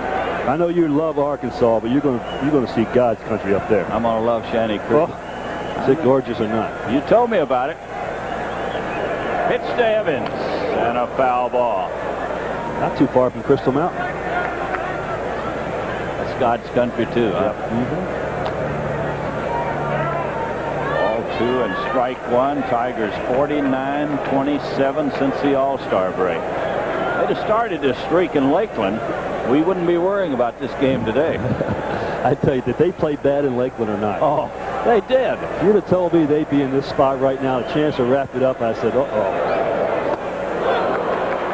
A lot of people thought they were going to finish behind Toledo the way they were playing in spring training. You can never tell about a veteran ball club, how they're going to respond. Ball 2 and strike 2 to Darrell Evans. He's the leadoff man here in the 5th inning. And a ground ball to first. Fielder will handle everything himself. Oh, there's 1 out, and the batter will be Jim Morrison. I tell you, Jimmy Key's been about as tough as Flanagan was yesterday. I really thought we swing the bats much better against Jimmy Key than Flanagan. Our left-handed hitters have not swung well at all against him. He seems to have them off stride all the time, and he doesn't look like he has that sharper breaking pitch. But Darrell, who stays in there very well against left-hander, he's having a hard time with it. Jim Morrison takes a strike. He bunted and was thrown out by Orge his first time. There's a fellow that's walked just twice in 116 trips to the plate. He doesn't take many pitches. Yeah, you see that thing almost hitting right on the hands. It was so far inside. But he leaves the bench swinging, and he does have some power, but he'll strike out an awful lot, and he does not, as we mentioned, does not walk very much. Of course, he's replacing Tommy Brookins, and I don't know whether Tommy is at the ball game or not, but I'm sure he's around a television set someplace if he's not here. And we wish him the very best and get back in uniform in a hurry. I tell you, we want him back in uniform. Here's a pitch outside. Tommy Brookins. He just makes a contribution in every ball game, whether it's with the glove, the bat, his legs, or whatever it might be. He makes a contribution.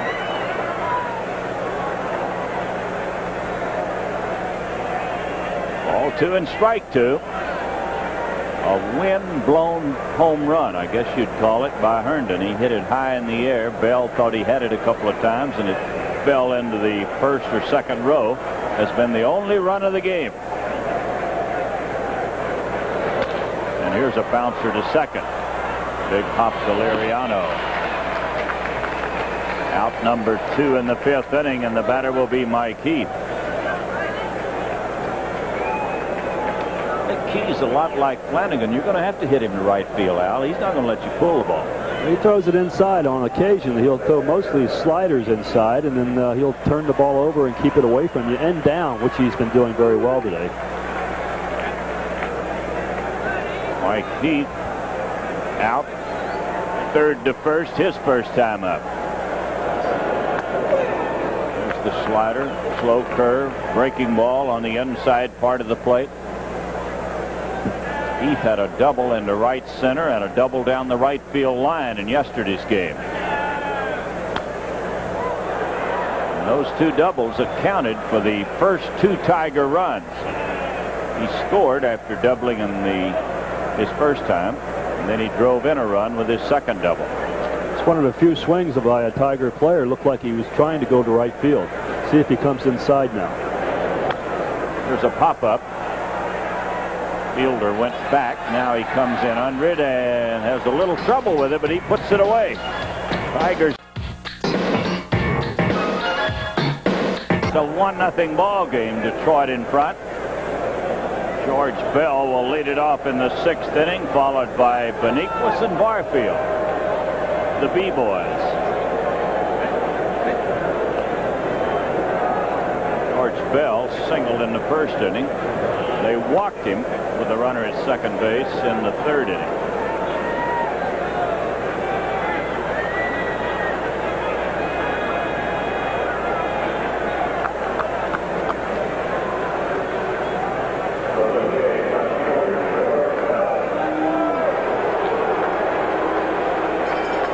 This fella has had one tremendous year. 47 home runs. He waits for the pitch from Tanana. That's a strike. One of the few times in the series he has not been hacking away at the first pitch.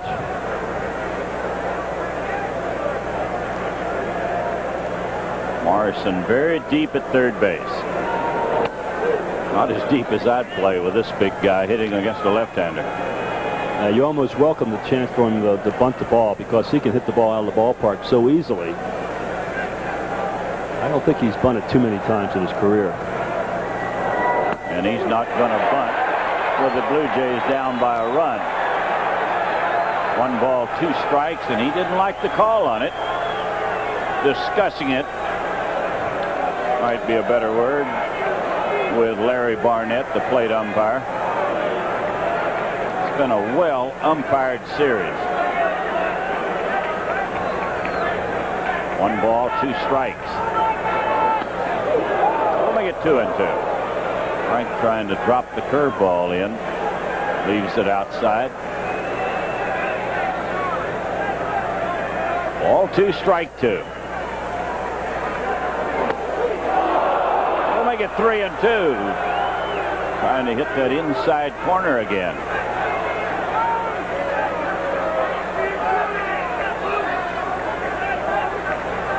Pitch was close. Here's the 3-2 pitch. Fly ball into left center field. Lemon is going to play it. And there's 1 out in the 6th inning. Looks like he hit that one on the end of the bat.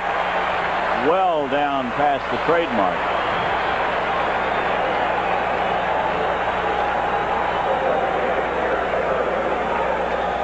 One out in the 6th, and the batter is Beniquis, who has struck out and bounced out.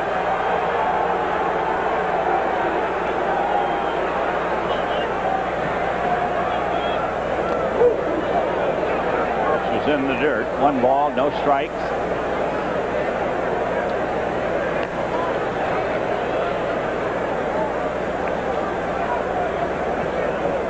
The pitch coming up to Beniquist. Will make it ball 2. Minnesota warming up for the playoffs. They are behind 10-0 in the 7th inning.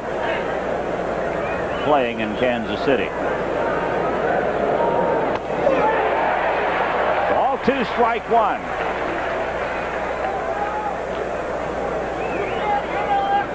Here's the way we see the ball game from where we're seated, looking right out over the catcher's head. Strike at the knees makes it 2-2. Yeah, I gave it away. I want my kid at home to see which side I was sitting on. Kid, not a kid, my son. Ball 2 and strike 2. Beniquist batting with 1 out, nobody on. And a ball hit to third. Morrison on the big hop, and he'll throw him out. Out number 2. Juan Beniquist bounces out, and the batter is Barfield.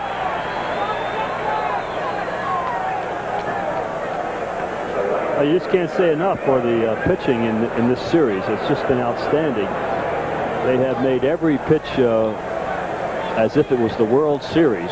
Every pitch meaning something, and very well could be in a game such as this when it's only 1-0. A pitcher gets sort of in a daze out there. They don't even hear the fans' reaction. Here's one hit hard and picked off by Morrison in the dirt and scooped up by Evans. Whale of a play by Evans. How did you do? I tell you, Jim Morrison didn't know he had it at first. It was hit so hard. And he threw it in the dirt, and Darrell Evans came up with it. A 1-2-3 inning. We go to the bottom of the 6th. 1-0 Detroit. Tigers in the 6th inning. Lou Whitaker, Bill Madlock, and Kirk Gibson will be the batters. Lou had a single to start this game. Larry Herndon hit a home run in the 2nd. That's been the only Tiger hits. Blue Jays have had 4 off Tanana.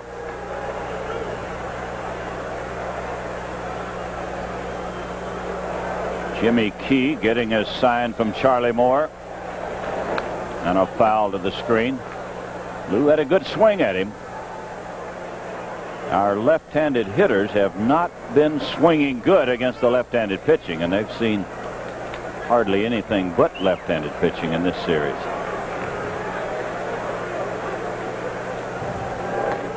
One ball, one strike. Jim Clancy, a right-hander, started on Friday night. He went out in the 3rd inning. Wells came on, a left-hander, and pitched extremely well the rest of the way. Ball is chopped foul. Tigers did not score off Wells. They got the 4 runs off Clancy. That held up. Tigers won it 4-3.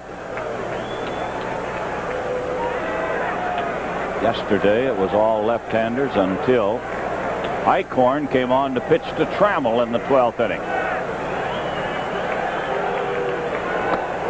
Pitch in tight.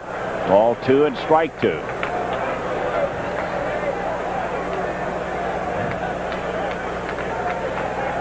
Whitaker, the leadoff man in the 6th. Tigers lead it 1-0. And the 2-2 pitch. Ball hit foul into the ground crew. Doing a little scattering down there.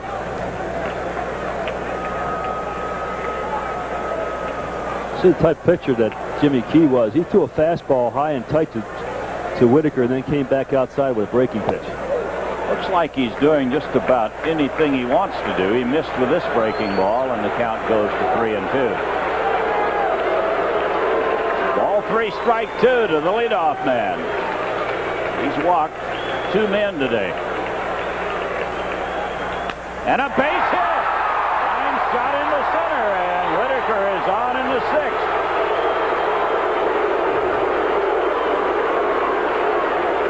You see that Lou's still hobbling as he goes back to first base, but he really stayed in. That was a very good time at bat for Lou Whitaker. He hung in there real tough. You see he didn't pull off the ball, stayed with it, and lined it to center field. And the batter is Madlock, who has bounced into a double play and struck out. He hasn't had much luck with Key. Madlock's a very good bunter, although Orge is playing very close to third base. They have the hit and run on.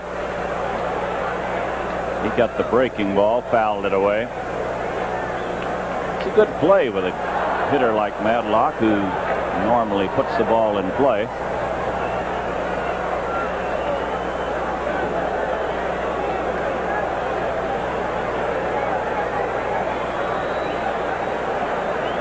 One strike to Madlock. You see the runner at first, Lou Whitaker.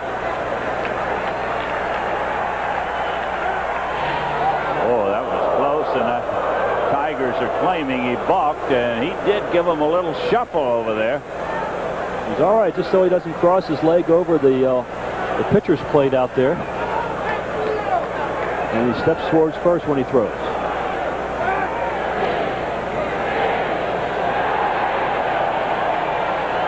Tigers have not been running much in this series. Gibson had a stolen base back in the 4th inning.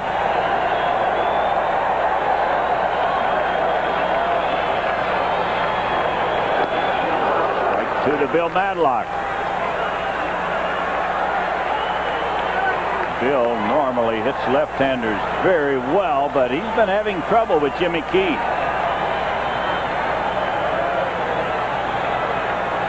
He's waiting on the strike 2 pitch. And a foul ball. I realized Bill Madlock was such a pull hitter. I knew he had won 4 batting titles in the National League, but you never get a chance to see much of those players. But I've been surprised that he is almost a dead pull hitter.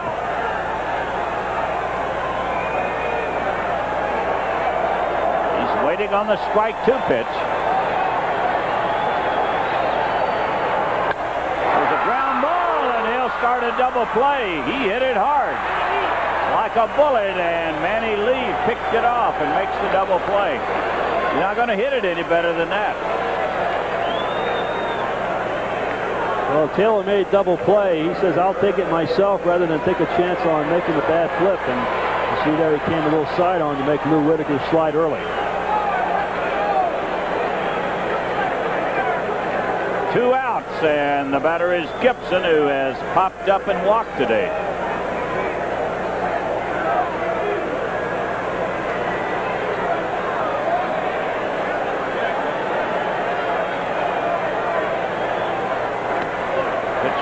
In for a strike. A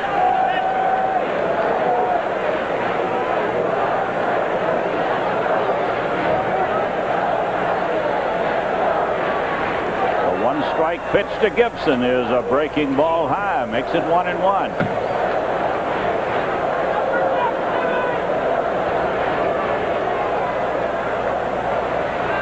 Baltimore beat the Yankees 4-2 today. Boston beat Milwaukee 4-0. Gibby committing himself early and went for a bad pitch. 1 ball, 2 strikes.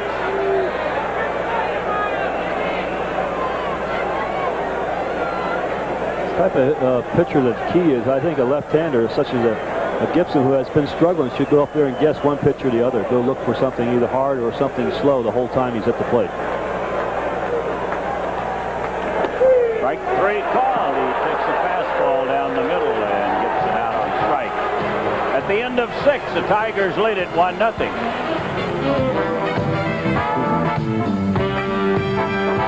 As we go into the 7th inning, Cecil Fielder, Manny Lee, and Garth Orge will be the batters.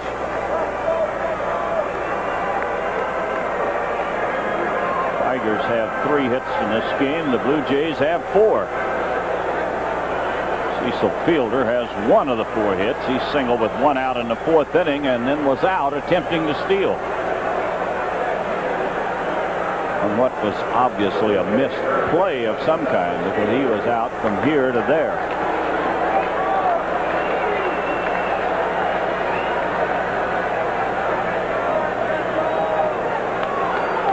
This big fellow lined out in the 2nd inning. Then he singled sharply to left field his 2nd time up.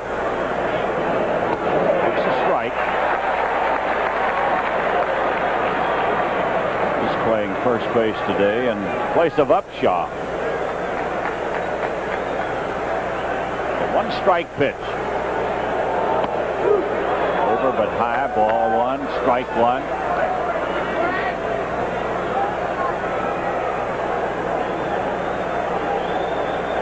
Tigers are deep and around the left. Very deep in right field. Herndon on the edge of the warning track. He's deeper than Gibson.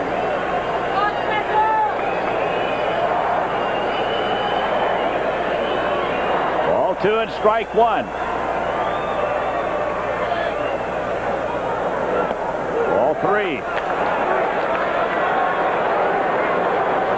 Tanana has walked 3 batters. Looking at Frank Tanana on the Tiger bench along with Sparky. This is going to be foul down the left field line.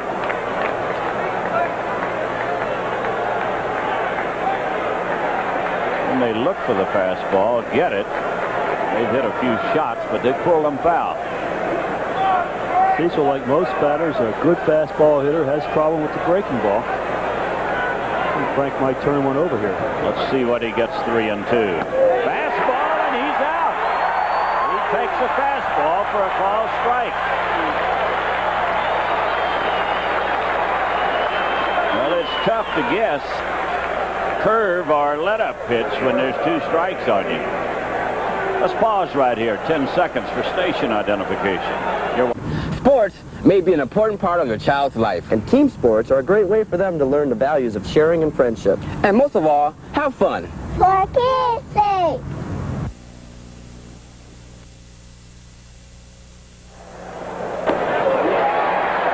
Manny Lee is the batter. He had a triple his last time up, and he didn't like that called strike by Barnett.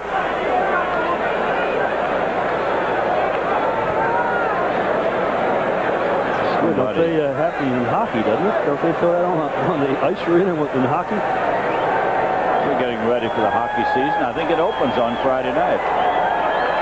It's being removed right now.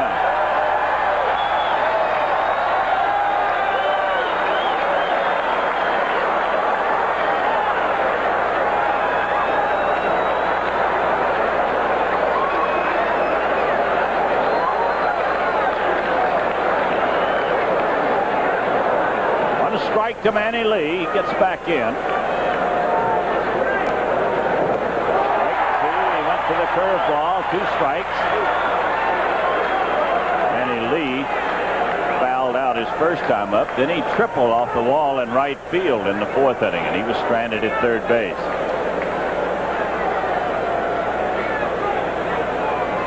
Frank Tanana gets ready on the 2-strike pitch. Fly ball into right. Easy play for Herndon. Oh, Manny Lee is out. 2 outs in the 7th. And the batter will be Garth Orge.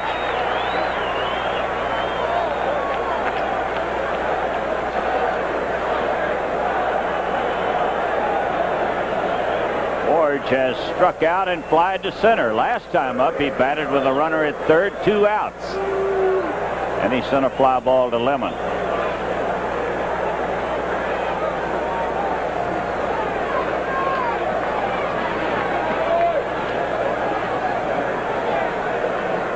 First pitch to Orge is inside. 1 ball, no strikes.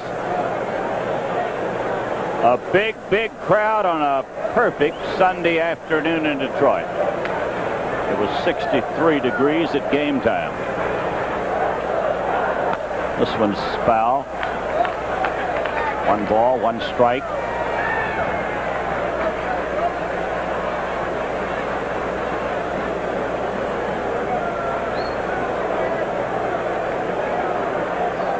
Tanana has struck out 7 today. Walked 3, allowed 4 hits. 1 extra base hit, 3 singles. We'll make it 1-2. Bell had a single in the 1st inning. Charlie Moore in the 3rd. Fielder a single in the 4th. He was out attempting to steal. And then Manny Lee followed with a triple. And here's the 1-2 pitch to Orge. Struck him out, and they're going to have to throw him out, and they won't get him. Pitch was in the dirt. And back to the backstop. So it'll be a strikeout and a wild pitch. Well, Mike tried to block the ball, but what most catchers are taught is that you must come forward to try to smother the ball. He sort of laid back, and the ball did carry him off his glove and got away from him. The catcher is supposed to go forward, but he has been doing such a magnificent job. Well, just happened to get away from him.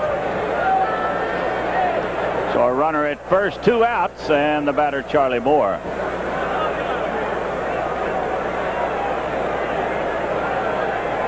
Tanana had the perfect situation. He wanted to get Orge out and have Charlie Moore lead off in the 8th inning rather than Liriano.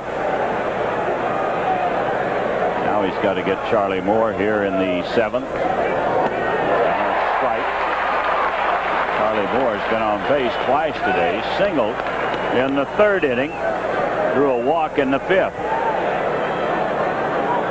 Well, Frank would rather face guys that swing very hard, and Charlie Moore is the type of hitter that hits the ball to all fields, and these are the type of hitters that get Frank the most problems.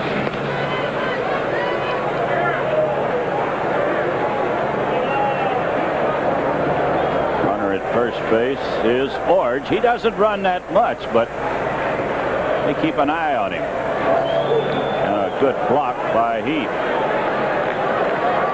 1 ball, 1 strike.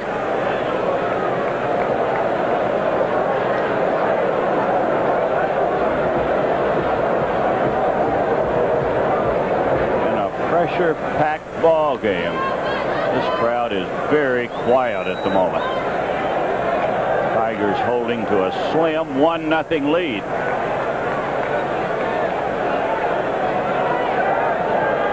Tanana gets ready, and the 1-1 pitch. Base hit into left. He hit it hard, and Orge is going to stop at second.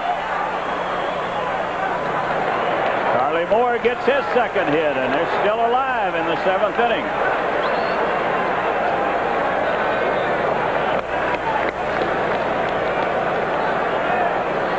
Charlie Moore hits a fastball that's up and out over the plate.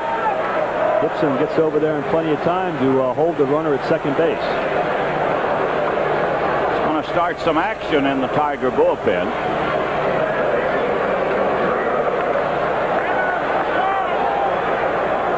Catchers are going down. Now Lowry coming back. It's Noakes, Thurman, right-hander and a left-hander. Liriano, the batter, with 2 on, 2 outs. Ball hit foul, just outside the line at 3rd. 1 strike to Liriano.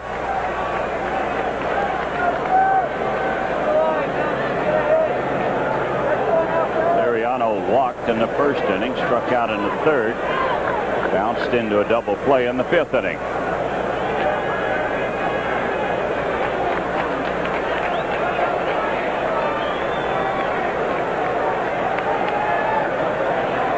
Two on, 2 outs. Tigers lead 1-0 in the 7th inning. We'll make it 1-1.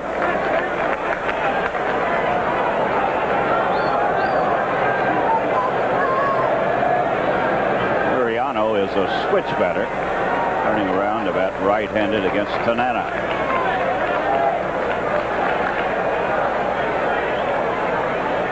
And the 1-1 pitch. Ball 2. Ball 2 at strike 1.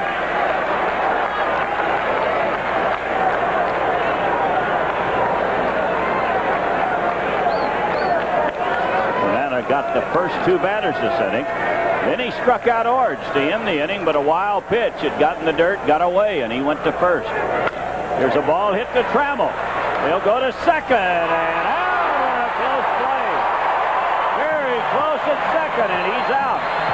We go to the bottom of the 7th, 1-0 Detroit.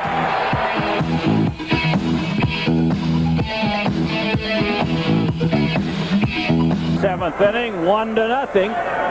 What do you think, Al Kaline? I don't know. It's getting down nail biting time right now. I'm telling you. You almost expect something to break loose. Well, the gates almost open in the last inning on a strikeout and a wild pitch. Very unusual play. Runner reached base, then a base hit. And with Liriano at the plate, he bounced to shortstop. So it'll be Trammell leading off for the Tigers. He's got a walk and a bounce out today.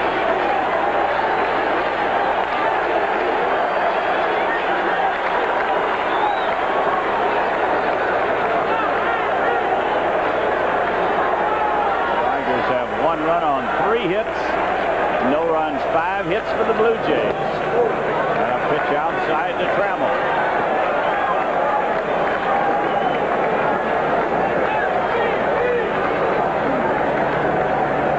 Jimmy Key's ready. Turns this one over, ball 2. Looks like he's trying to keep everything away from Trammell.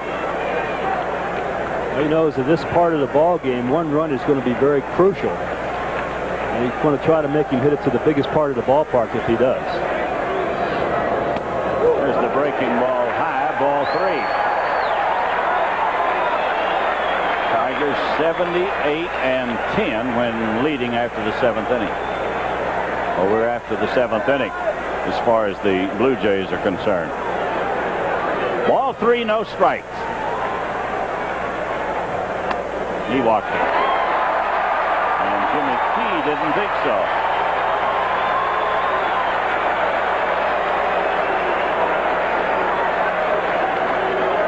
Larry Herndon is the batter. His first time at bat, this is what he did. A towering fly ball. Look at George Bell. He goes to his right, and then all of a sudden he turns back to his left. The wind just takes it just over the barrier. And that is the only run of the ball game so far.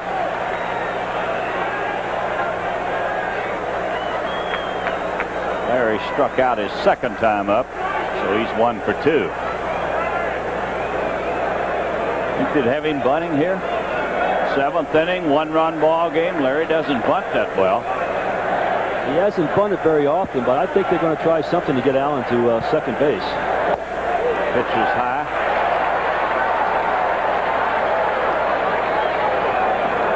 I think the telephone is ringing in the Blue Jay bullpen.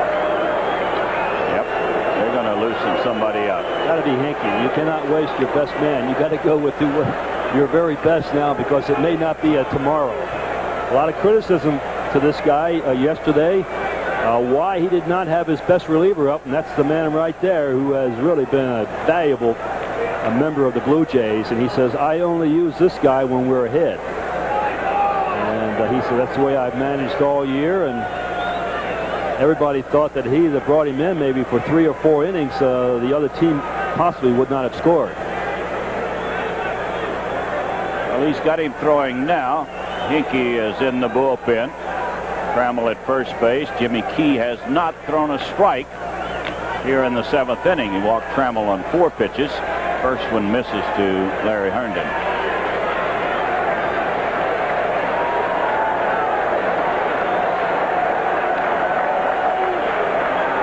The pitch. It's a strike. He got a breaking ball over. Tigers have not been running much on Charlie Moore. Does he throw that well? No, he's just an average thrower, but I think the key is Jimmy Key. He gives you that little fake to first base before he delivers home. And every time he gives you that fake, he always goes home. Here's a double play ball hit towards second. 1 out and a double play. The Tigers elect not to bunt, and they bounce into the double play. 2 outs in the 7th inning, and the batter is Lemon. Well, a tailor-made double play, a one-hopper right to the second baseman.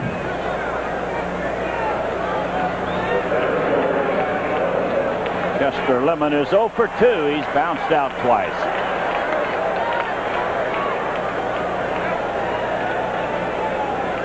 And the first pitch from Jimmy Key. This one's chopped foul at the plate.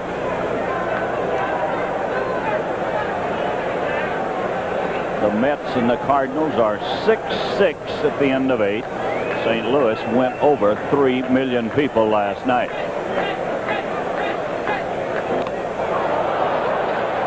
Chester was going to push that one, I think, down the first baseline. Missed it, and it ricocheted off the catcher. So it's strike 2. Chet needs to wind up and hit one in the upper deck.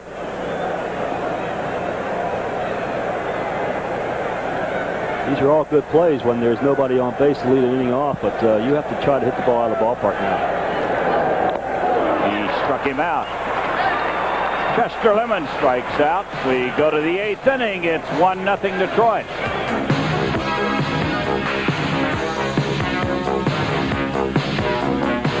In the 8th inning, the Tiger bullpen goes to work. Right-hander is Dickie Knowles, and the left-hander is Thurman, and a new right fielder, Al. Scott Lusader is in, the very fine outfielder, replacing Larry Herndon. And for the Blue Jays, it'll be Lloyd Mosby, George Bell, and Juan Beninquez. Tigers lead it 1-0.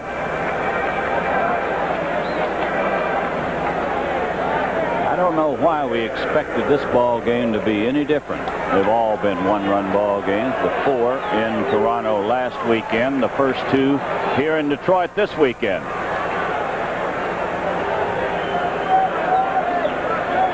Mosby has struck out twice and bounced to first base. And the first pitch from Tanana. He hits it into right field. A base hit by Mosby. A leadoff single in the 8th.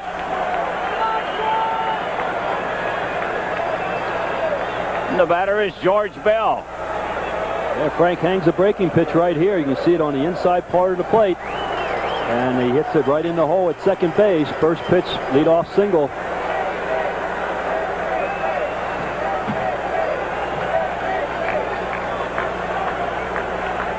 It's the first time since the 5th inning they put the leadoff man on.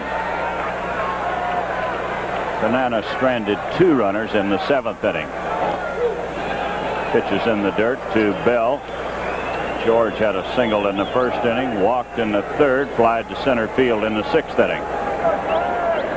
And nobody looking for the bunt from this big guy.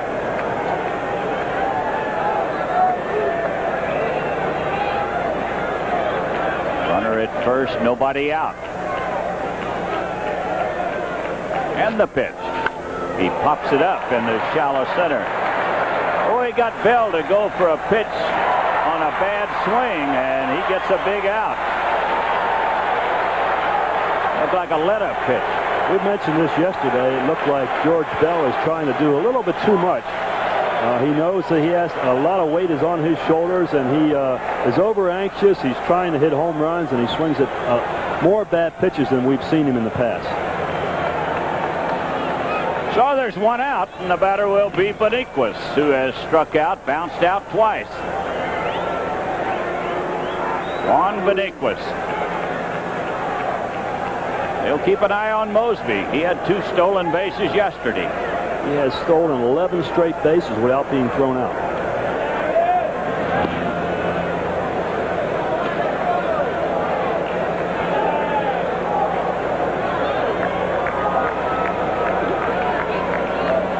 Big fella gets a big lead, and he can run.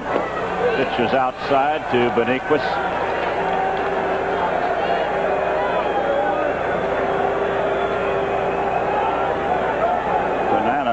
He's got to get a couple or 3 tough right-handed hitters here. Beninquez, Barfield, and Fielder. 1 ball, no strikes.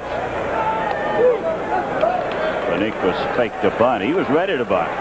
Well, Frank's worried about the speed at first base. He doesn't go through his regular delivery when there is a man like Barfield on the base.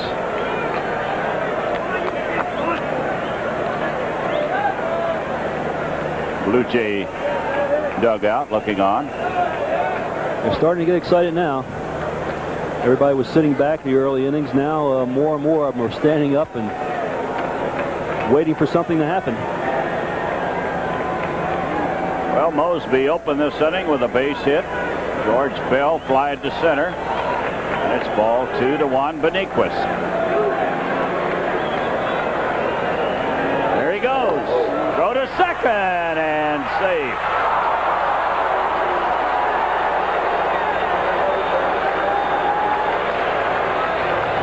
A stolen base for Mosby.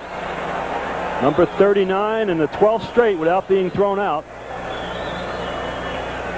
You see him getting that hand in there. Sometimes a second baseman, when a man slides in head first, will go down and block the man from getting in. But you see there he's able to get his hand in for the tag. It's ball 3, no strikes to Benequist. He might swing on this pitch. Takes a strike. No, he wasn't swinging. Boy, you'd think he would be. A big, big run at second base, and Tanana just laid it right in there.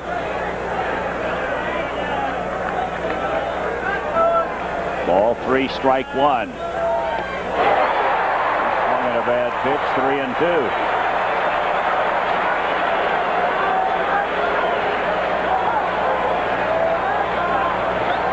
The tying run is at second base, 1 out in the 8th inning. And the 3-2 pitch to Benequist. Tanana wants to think about it a moment.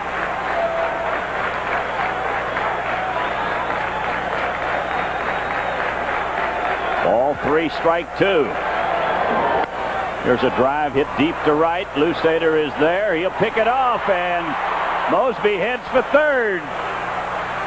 He'll make it.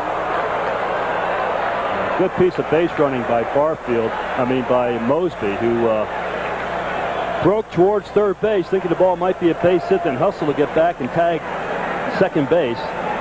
Good play by Lusader. Made a good, strong throw. I was a little worried about the relay. Sometimes when the shortstop throws the ball, it hit the base runner in the back and carry him off, and the runner can score. But everything worked out fine for the Tigers so far. Now they've got to get Jesse Barfield with a tying run only 90 feet away. Jesse Barfield is 0 for 3. He hit a shot his last time up. Strike at the knees.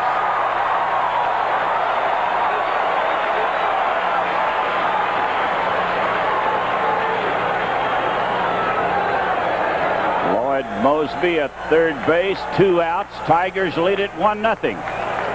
And the 1-strike pitch to Barfield. We'll make it 1-1.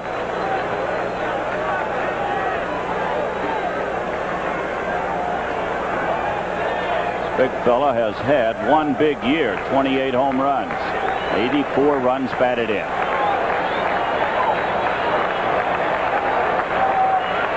One ball, 1 strike. And a tap fielded by Tanana, and he'll throw him out. It's out in the 8th inning. 1-0. The Tigers lead it. We go to the bottom of the 8th.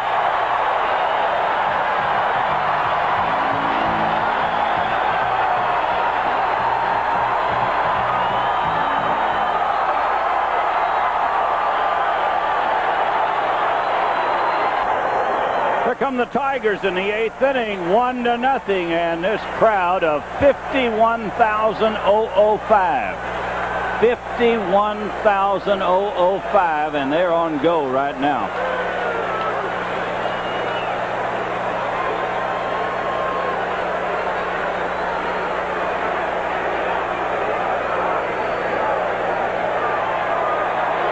Well, Jim Morrison says, where do I stand? Well, they are not going to allow the playing field to be torn up. Well, that's the secret of this. I mean, nobody wants this done, but there possibly can be other games played on this ball field, and they don't want the fans coming in and tearing the infield up, the pitcher's mound apart, and the outfield, and so on. And this is the purpose for all this. No, if the Tigers get them out in the 9th without a score, there will be other games played here. Darrell Evans fouls it away. Minnesota just waiting to see if they're going to play the Blue Jays or the Tigers. 1-0. The Tigers lead it in the 8th inning. Darrell Evans is 0 for 2. He's bounced out twice against Jimmy Key. And a strike. Makes it strike 2.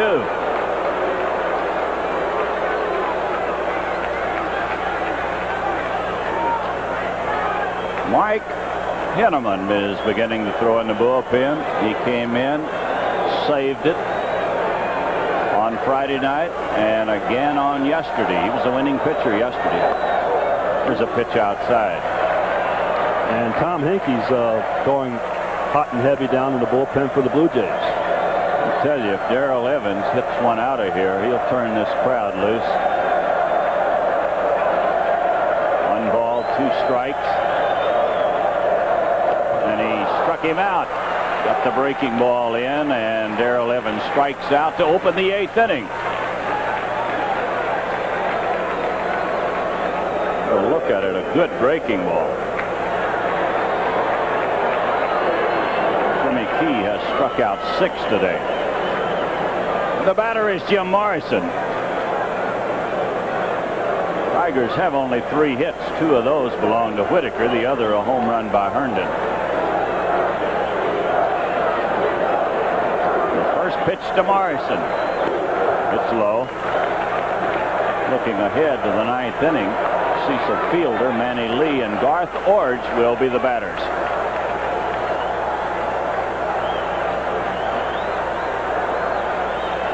The 1-ball pitch.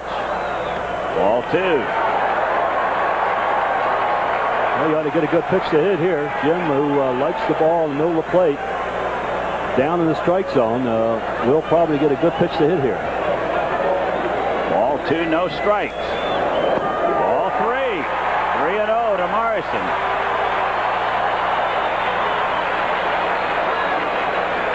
You don't walk him very much.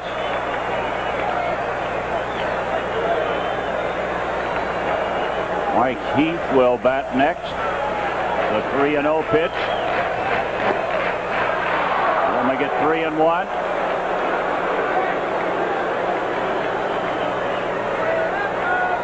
Looks like he threw him a hard slider, 3-0. Not taking any chances on Morrison swinging away.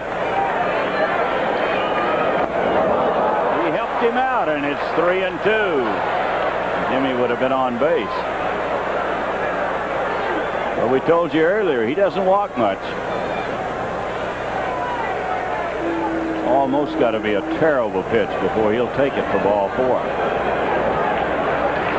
Ball 3, strike 2. And he struck him out. Second out in the 8th inning, and it'll leave it up to Mike Heath. He just throws the fastball right by him there. You would think that he would be geared for the fast one, but it might have been a little high in the strike zone. Mike Heath is 0 for 2.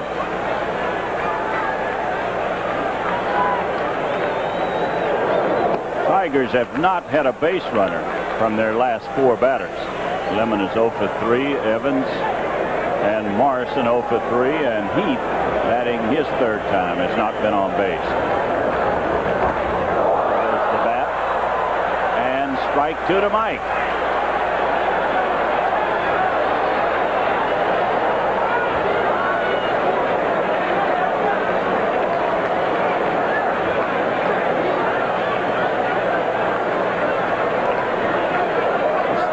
Ball. He turns it over much like a screwball, and it goes down and away from the right-handed batter. Strike 2 to Mike Heath. He's batting in the 8th. 2 outs, nobody on. Tigers lead 1-0. And a strikeout. He just strikes out the side here in the 8th inning. 8 strikeouts today. We go to the 9th. 1-0. The Tigers lead it.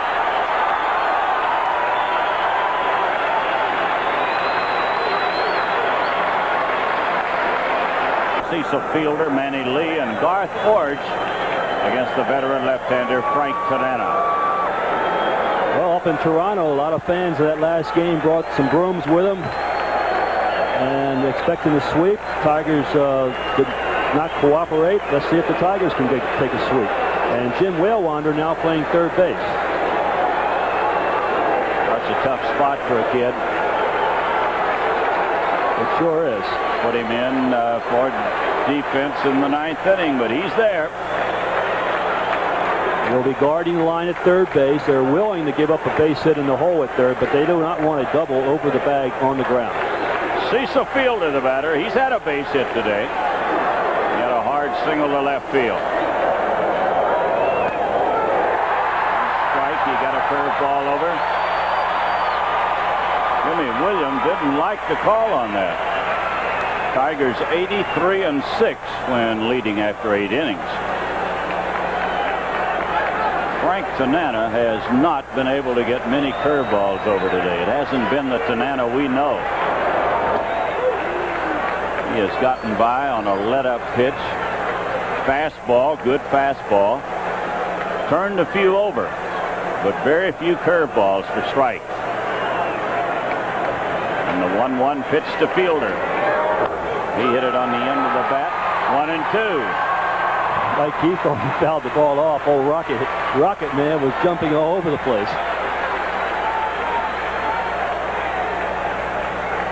I'd say that Fielder's going to have to hit a let-up pitch.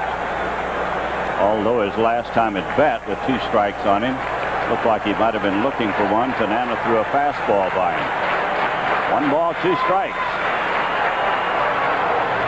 That's the curve in the dirt.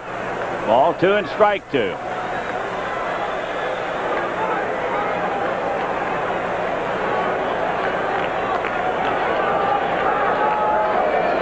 Strong wind blowing toward right field. Ball 2, strike 2. Here's a key pitch in this game. Ball 3. He was out in front of Fielder. 1 ball, 2 strikes. Now the full count. Probably have a base runner if Fielder gets on. This is a very big pitch. Frank Tanana gets ready on the 3-2 pitch. He struck him out. Threw the fastball by him, and Fielder strikes out. Oh, Frank just reaching back and getting a little more right down the middle of the plate. Just throws it right by the guy who was a good fastball hitter. The batter is Manny Lee. He's had a triple today and 3 trips.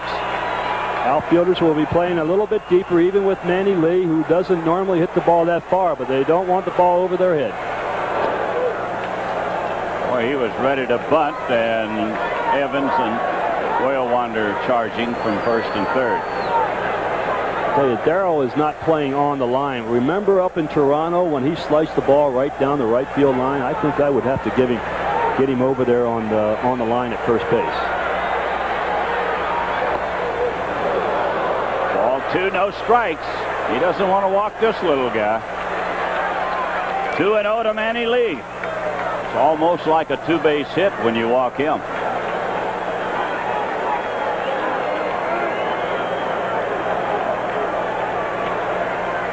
Ball 2, no strikes. And a strike. Manny Lee taking all the way. 51,000 here today. 51,005. They haven't been cheated. The 2-1 pitch. Ball chopped foul.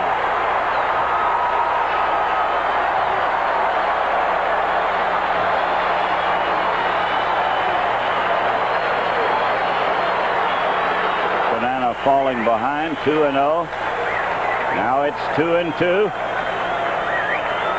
Whale-Wander can back up a couple of steps at third. And he hits it to him on 1 hop. Here's the throw, and in the dirt and scooped up. Good play by Evans, and there's 2 outs in the 9th.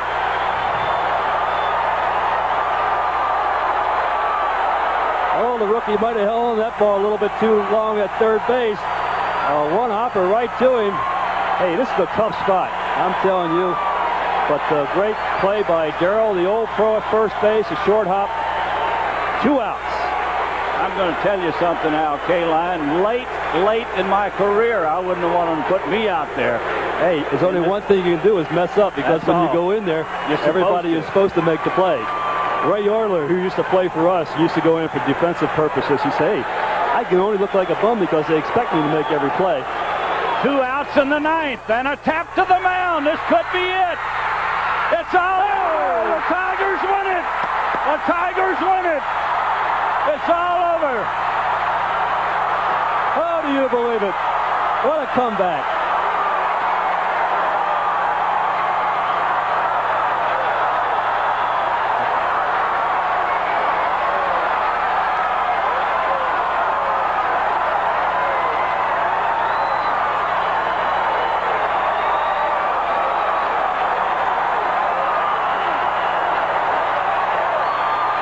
Eastern champions.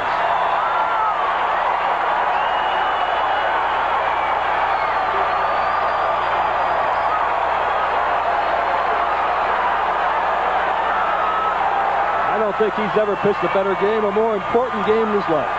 Frank Tanana, what a great job. And he's going to tell you after a while he never pitched a ball game without a turf. Oh, my goodness. Well, the Tigers close it out like champions.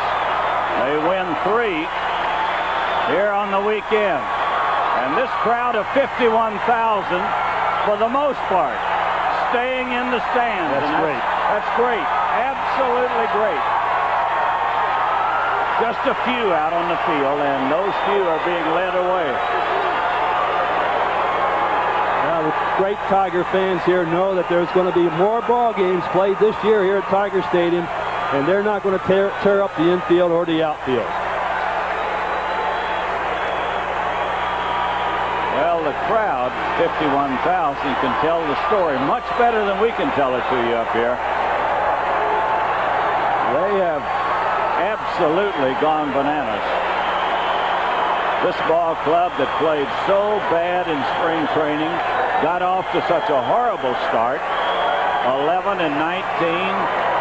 Everybody thought they were going to finish 4th or 5th for sure, and they roar back to win it, and win it in great style.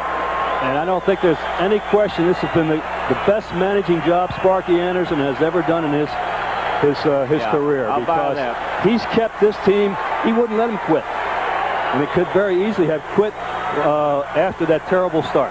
Well, they've got Frank Tanana back on the field now, and they're going to be interviewing him alongside the Tiger dugout at the end of the Tiger dugout. And this crowd of 51,000 refusing to leave. Nobody leaving. They're staying right here. George Bell, very disappointed, rightfully so. What a great year. And terrible. It had to end this way for George Bell. What did he get, 1 hit in this series? 1 hit, and he just tried to do too much. He knew he was the man everybody was looking for. He just could not do it this series. Okay, we're going to take time out for this commercial, and we'll be right back at Tiger Stadium.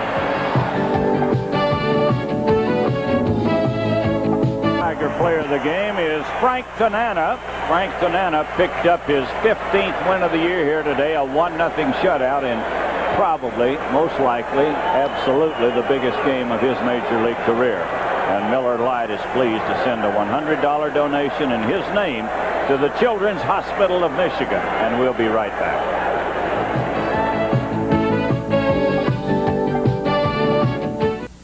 Say goodbye to the dog days of summer. Winter's right around the corner with those biting winter energy costs. So, get a jump on a more energy-efficient home.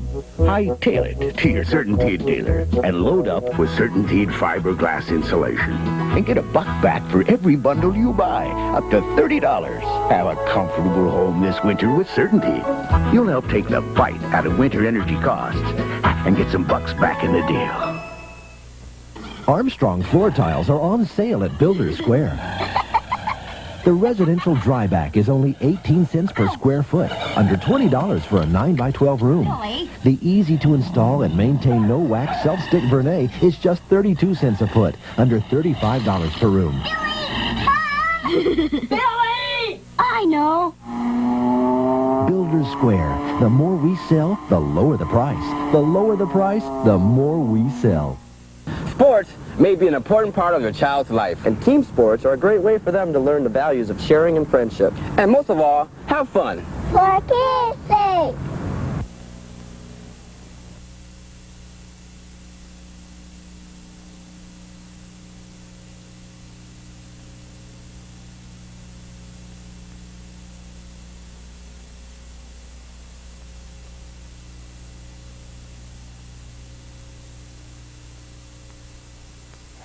Well, we told you when the final out was made at first base, Tanana tossed the ball underhanded over to Evans, that the crowd could tell you the story much better than we could here in the Tiger television booth.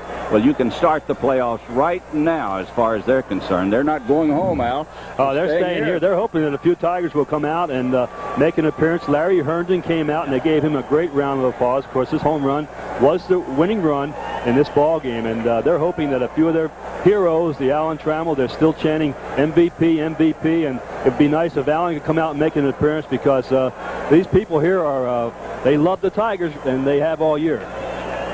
Okay, we're going to go down to the Tiger locker room now. Bernie Smilovitz is there, and he'll tell you the rest of the story.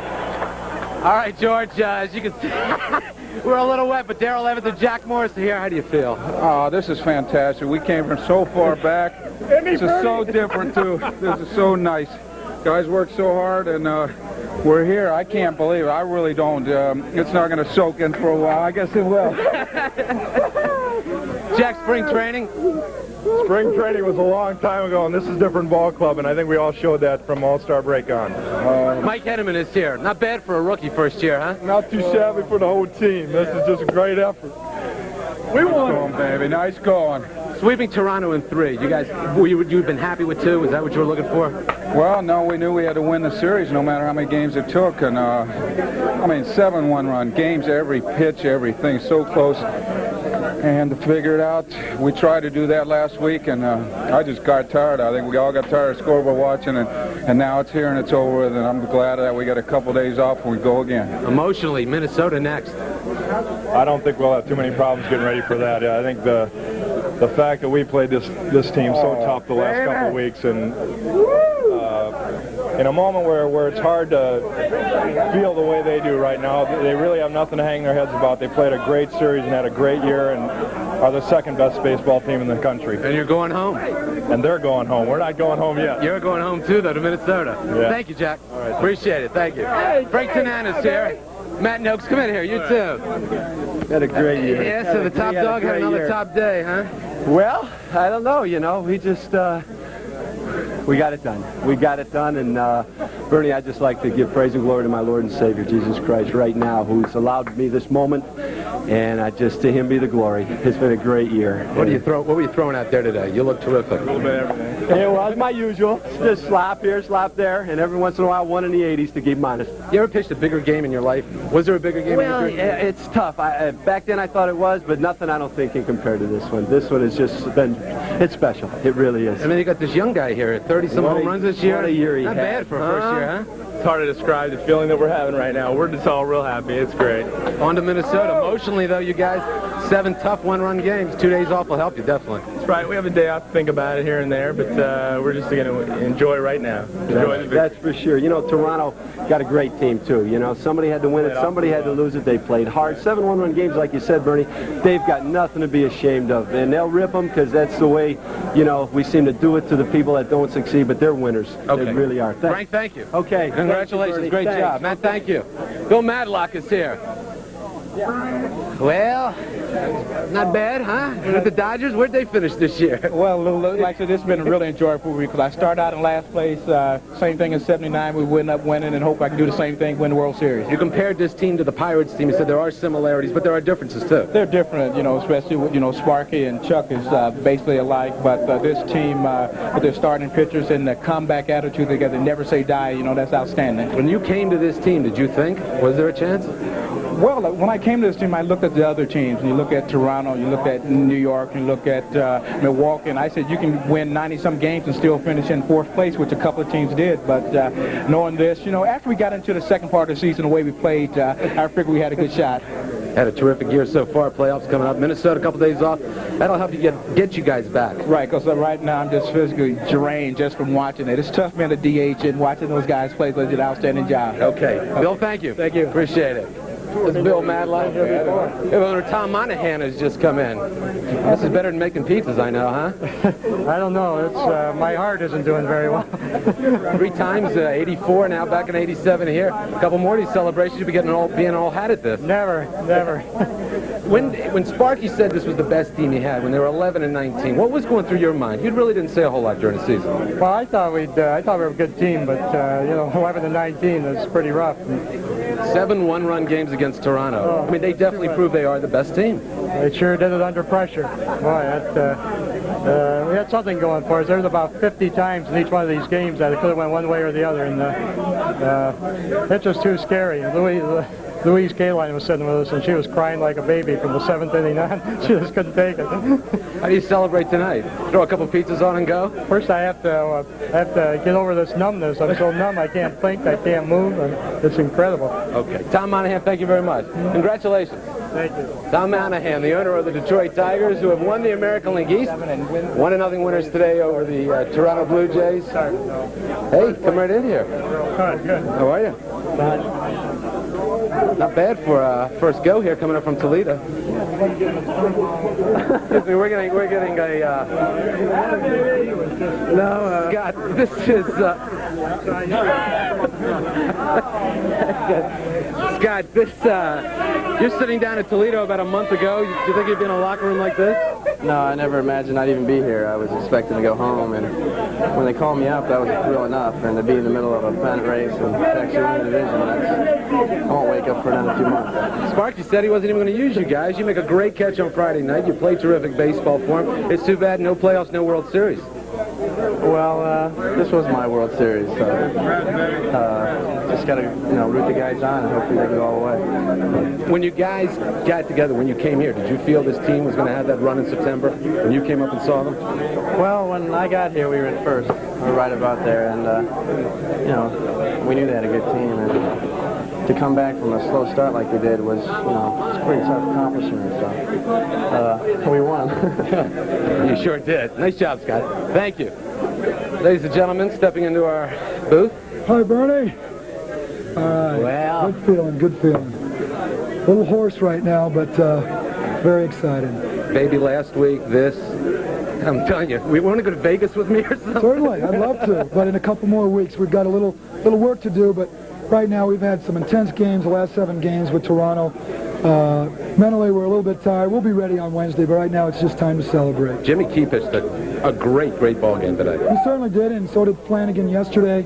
But Frankie pitched better today, and he's been up for it. He's pitched some very good ball games against the Blue Jays. I tell you, it's tough to see in the twilight. That had something to do with it, but those guys made the pitches when they had to, and thank goodness for Larry's home run. I never would have expected to have 3 games like this. Last week was so incredible. I said, there's no way we'll have any more games like that. We did. They were incredible. What are you going to do for 2 days just to get down from all of this? Well, I'll tell you what, I'm going to enjoy being with my wife and my little daughter. But I'm going to be pumped up for Wednesday, no question about it. I really haven't even started thinking about it because of the last week and all the tightness and the super games that I'm just trying to enjoy it. All right. Alan, you've had a great year. Thank you very much, man. Appreciate it. Alan Trammell. We're going to take a quick break. We'll come right back here at Tigers locker room, the American League East. It's all over. The Tigers win it. The Tigers win it. It's all over. How do you believe it? What a comeback. 1987 American League Eastern Division champs. Kirk Gibson is joining us. This more than makes up for 6 weeks, a tough 6 weeks when you were out. Well, it sure does. It's been a long haul for us, and when we left spring training, I think our ultimate goal was to be world champions, and at least we've given ourselves a chance to go on and try to attain that goal. This series against Toronto, can the World Series, the playoffs be better? That's hard to say. We'll have to play the games. First, we have to beat the Twins to have the right to go on to the series, and we'll find out. But I think everybody would prefer 7 lappers in our favor, but it just doesn't happen that way. The competition's why we play the game, and it was great competition. And fortunately for us, we had the last lap. It was. If we look back a week ago, last Saturday night, I think everybody would have told us we were all crazy because quite a few of us were saying that we were still going to win it.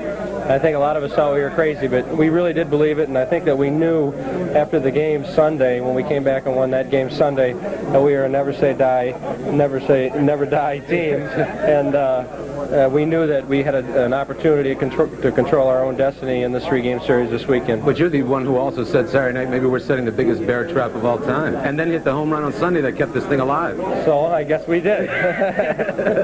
It's a good feeling. Oh, a great feeling, I would imagine. Coming out of spring training, the team played so poorly in Lakeland. You're on the injured list, gone for 6 weeks. Did you ever believe, honestly? Well, yeah, you do, because like I told you guys many times, if you don't believe that right out of spring training, regardless of how poor of a team you are, there's no reason to leave spring training, and why even play. There were quite a few of you experts, though, that told us in spring training that we were going to finish much farther down the ladder than we did. But there are many experts out there, and you're all welcome to many of your opinions. But you know, what we had to worry about was what we believed within ourselves, and we have a good chemistry here, and we all get along well, and we all fought 100% hard every game, and that's why the big man upstairs determined that we'd have the right to go on and try and win a pennant. Okay. All right. Going to Minnesota. Gibby, thank you. My pleasure. Enjoyed it. Thank you very much. Kirk Gibson. We're done for the moment down here. We're going to go upstairs where George Kell and Al Kaline are standing by. Gentlemen, it's all yours. Okay, Bernie, I like what the Tigers said. I liked especially what Frank Tanana said. A lot of people are going to rip the Blue Jays because they lost, and that's the way we do, people. When they lose, why we get on them, and Frank Tanana gave them all the credit in the world, and I do too. I think the Blue Jays got a great ball club, great organization, and Al, they showed a lot of heart. Oh, they certainly did, and every game decided by one run. You know, it sort of took us all by surprise that they went down so easily in the 9th inning, because we were, you know, sort of halfway suspecting something like up in Toronto, because these guys never say die. They're great guys. They battled real hard, and then but the Tigers just happened to come out on top. But exciting 7 games between the Tigers and the Toronto Blue Jays. Okay, here's the way it went today. The Tigers had 1 run on 3 hits, no errors. The home run by Herndon, the winning run. Frank Tanana, the winner. He's won 15, lost 10 on the year. The Blue Jays had no runs, 6 hits, no errors. And Jimmy Key, nothing to be ashamed of at all. Jimmy Key takes the loss. He's won 17, lost 8 on the year. For Al Kaline and Bernie Smilovitz, this is George Kell. We want to thank you for being with us all year long during this most successful baseball season. Once again, the final score, the Tigers 1, Toronto 0.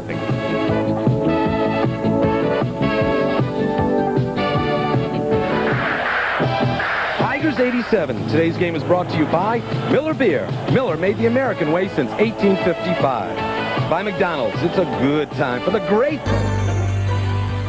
News 4 with Bob Pizer and Deborah Silverstein. Scott Wally with sports. Rick Griffin in Weather Watch. And the News 4 team. The Tigers scratched out a single run in a pressure-packed pitcher's duel today and won the American League's Eastern Division title, beating the Blue Jays 1-0 on a home run by Larry Herndon and the artful hurling of Frank Tanana. The Detroit Tigers, champions of the East. Good evening. The Tigers are one step closer to the pennant tonight. The Tigers sweep the Blue Jays out of town. Now bring on Minnesota. News 4's Bernie Smilovitz is in a jubilant Tiger locker room. Bernie, what's it feel like to be American League East champ? Bob, I can barely hear you, but I think you threw it to us like a Jim Whale Wanderer, Lou Whitaker with us. Talking and we'll do the answering, you know what I mean? I think you did the answering today. His feel terrific on that. Great job, man. Started out from the beginning. No one thought that the Tigers would even make a run for it. But with the type of team that we have, we knew that if we got it all together, we could win. But, you know, it took some moves, and the Tigers were number 1. We turned it around. Well, not bad for a rookie, huh? Come up and do all this? No, I just hung on the coattails and played along, you know? Right. Yeah, the whale, huh? What are you going to do during the playoffs and World Series? You're not eligible. Watch. What do you think I'm going to do? Well, you got to get him some tickets or something, don't you? Well, we got Mr. Monahan here right now, and Mr. Campbell, and this thing is very loud, I can see. Let me ask you honestly. No. What I want to talk about is our families right now. I want the Tigers to get our families to fly together so it'll be a family thing. We may not ever get there again, but this is twice since I've been here within the last 3 years. And this is a moment that I think from the playoffs until the World Series, if we so happen to go, that our family should be there, then we won't have to pay the extra money. Running for public office, ladies and gentlemen, Lou Whitaker. Honestly, when you left spring training, as poorly as the team played in the 11-19 start, Sparky says this is the best team he's ever had in May. What are you thinking? Are you really believing this could happen? Well, Sparky is the type of man that's going to speak out, and he's going to tell everyone what he thinks about his baseball team, and he's always been a first-class manager, and, you know, he plays his own game, and he never lets anyone tell him what to do. He plays his game according to the way we all may have our opinions or whatever. But with the type of team that we had, there's no way that the team could not be a contender or anything like that. But you don't just go out there and just, you know, say what you're going to do. You have to go out there and play. And it took the Tigers a while. We missed Kurt, we missed Tram early in the year. And no one really got off to a good start, and we talked about it, as team players, and we said that we had too much talent, but no one to really produce. And we were waiting for that moment, and we finally got that moment where we started to get some base hits, get some to score some runs, because our pitchers were outstanding. And, you know, it ended up with a very outstanding pitching job by Frank Tanana. Oh, terrific today. Lou, thank you. Good luck. You better believe it. Thank you. Jim Wellwinder, thank you very much. All right, congratulations to both of you. Lou Whitaker and Jim Wellwinder. Bob and Deborah, I'm going to throw it back to you. I can't hear a thing in here. We'll try to get a couple more guests, and we'll see you in a little while.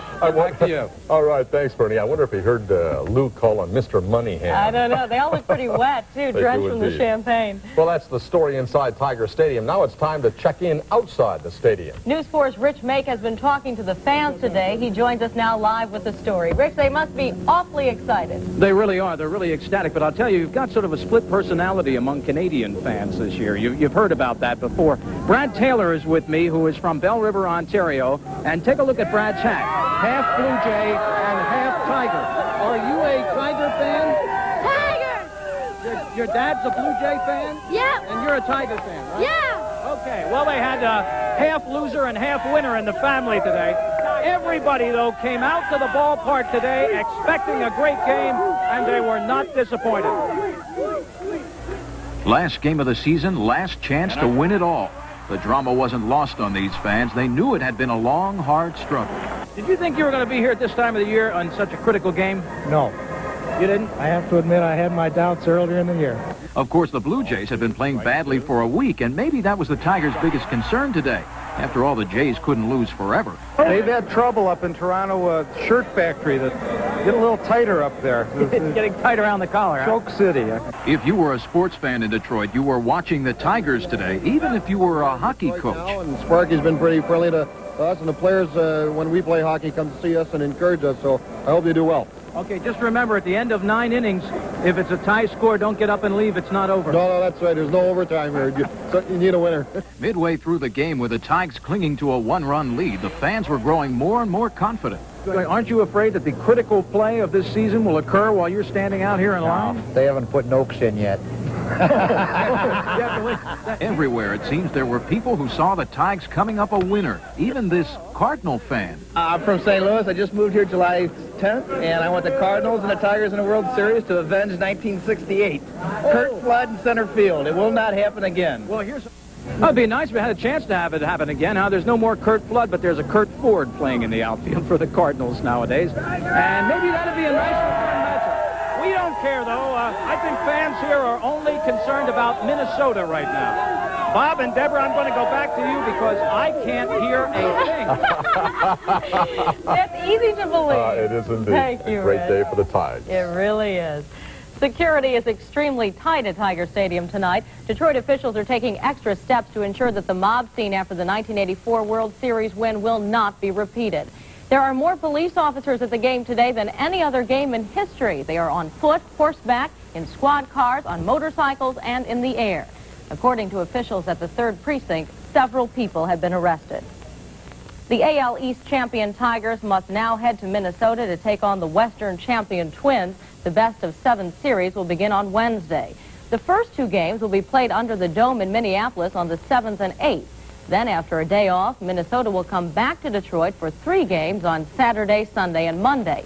The final 2 games, if necessary, would be played in Minnesota.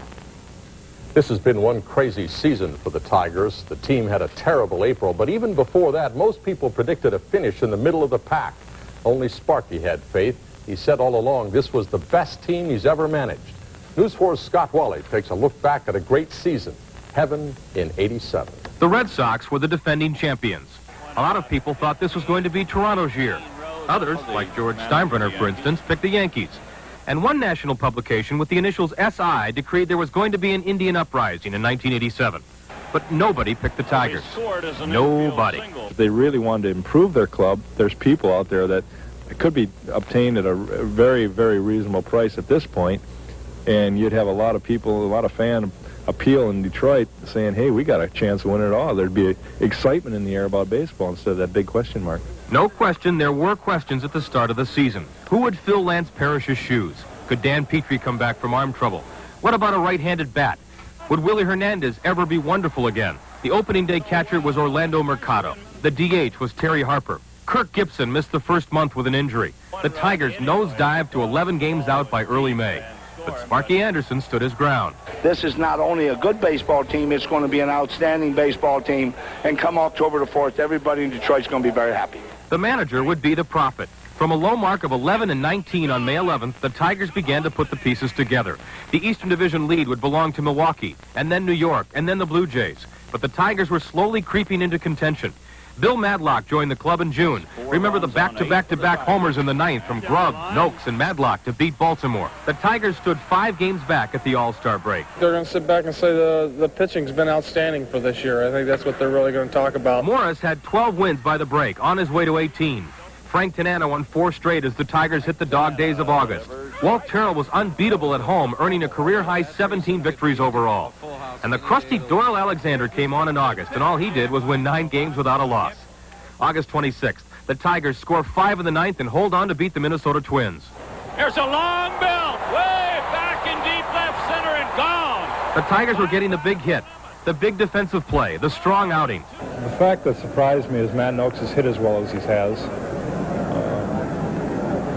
The fact that Alan Trammell's probably had his best year ever, and he's had a lot of good years, and that Darrell Evans proved the whole organization and all of baseball wrong, that age has nothing to do with the way you play the game. But we needed the key roles from the key players, and we got them from mid-June on. From mid-August on, the Tigers were never more than a game and a half out of first until last weekend's Toronto series, when the Jays took 3 of 4. But the fates decreed it would come down to the final day of the season. Regardless of what happens, that it's going to be a successful year, but once you're this close, it'd be very disappointing to lose, and we want to win this thing very bad. The Tigers did not disappoint. 2 outs in the 9th, and a tap to the mound. This could be it. It's all over. The Tigers win it. The Tigers win it. It's all over. Oh, do you believe it? What a comeback. And the master himself, Sparky Anderson, is standing by right now in the locker room with our Bernie. What do you say, Sparky? All right, Bob, we got Sparky Anderson with us. I just say, you look pretty calm walking out there. Well, I always feel this way. I know how tough it is in the other clubhouse, and I don't like to ever show that kind of emotion. I know this, that somebody told me last Saturday in Toronto, we had dinner, and a young lady named Hillary King told me, said, you're going to be cool, and you're going to win this. And she came today and told me, you're going to be the coolest, because today you're going to win. So I want to tell Hillary I am the coolest right now. May 3rd, you said this was the best team. Everyone said Sparky's lost his, you know what. I've lost it a few times. Yeah, well, I think that's the fun of everything, though, losing it. If you just are all the time stale and don't get anybody going with your things, it's no fun. I love to talk about players and how good they are, and Alan Trammell, what a year, wasn't it? Oh, if he ain't MVP, Bernie, you know what we do? We lynch all the writers. We may do that anyway. Let me ask you, honestly, in your heart, when you made the statement, did you truly believe it, or were you just saying it to pump them up? I know. I felt we were going to be in the race. I really did. We had too much character, and nobody was backing away. And we had Gibby back, you know, and he had only about 5 games. And I really felt once he was back and could swing again and get healthy, I seen the club a difference coming. Can you compare this? Does this feel as good as any you've had? That's the best ever for me, because now I could die and hope go to heaven, and I've had it all. And grandchildren are going to have to wait for you. You're going to Minnesota Wednesday. They don't mind, because as Alex, we talked about, me and Grandma, The difference today's game was 85-5. That's about the difference in the split. So, you know, my kids are happy, and my grandchildren, they'll love to see Grandpa now. You have better Christmas presents. Oh, bigger and better. Sparky, thanks. It's been a great year. Keep it going. Minnesota Wednesday. Thank you. Sparky Anderson. We're going to let Sparky exit gracefully. There he goes. We're going to go back to you. Some of the streets, basically, to provide some of the traffic to move about a block away from the stadium, half a block away from the stadium, using the side streets, keep some of the congestion down. They do have provisions for the buses which are pulling behind us. Most of those buses, or a lot of those buses, from the Canadian Tiger fans and Blue Jay fans will be returning. So the police basically have done a good job. I might point out that we are speaking from our vantage point here in Michigan and Trumbull, and we really haven't seen any problems. A good job all the way around from what we can tell. Okay, you should be right there along Michigan Avenue. What about some of the bars in that neighborhood? Do they look to be overflowing right now at this point? I'm going to be honest with you, Jim. We can't see a darn thing as far as the bars go. Yeah, I guess they are. I tried going in one a little while ago just to use the phone, and it was crowded. They would not let you in even before the game was over. Okay, now you were inside the stadium for much of the game before you had to go back outside to hook up for this remote. What was the feeling inside the stadium during the game, since it was a 1-0 game throughout most of the afternoon? I mean, was it sort of tense? Yeah, I think everybody was wondering if they were going to hold on to that one-run lead. It came so early. Memorable series in recent years. All of Detroit is celebrating. Today's game, just like the others in the 7-game series, was a heart-stopper, decided by a single run. Scott Wally's here with the highlights now. What do you say, Scott? I say go Tigers. I say hooray.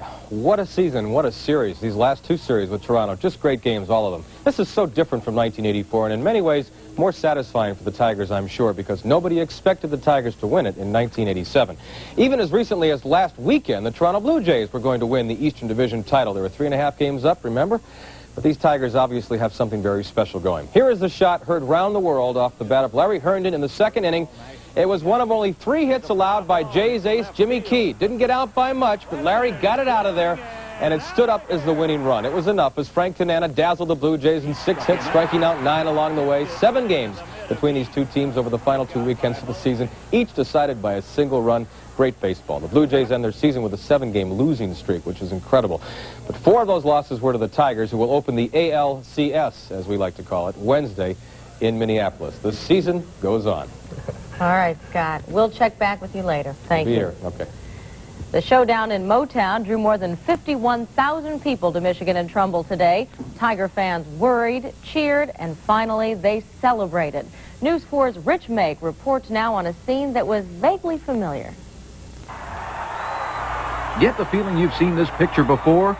Well, it's been 3 long years, but the Tigers are Eastern Division champions again. Back in '84, it had been so long since we'd had a big win. Now, this is 3 years later, the fans are still reacting great. I think it's great. Go Tigers all the way to the World Series. It didn't take long for the celebration to spread. Everybody loves a winner, they say, and everybody tries to associate himself with a winner. Take UAW Vice President Steve Jokic. Oh, yeah, we're going to win the World Series like we did in '84 when we settled the Ford agreement. Same day we settled the agreement, we won the '84 series. We were going to do it again this year. Why, the Tigers are even starting to convert Yankee fans like this New Yorker. I'm really thrilled, excited. I feel the Tigers are going to win it all. They're going to beat Minnesota and we'll become the world champions. You had to wonder what this victory today was going to mean to the Tiger fans. After all, it was only 3 years ago that the club won it all. Would the fans maybe be a little blasé this time around?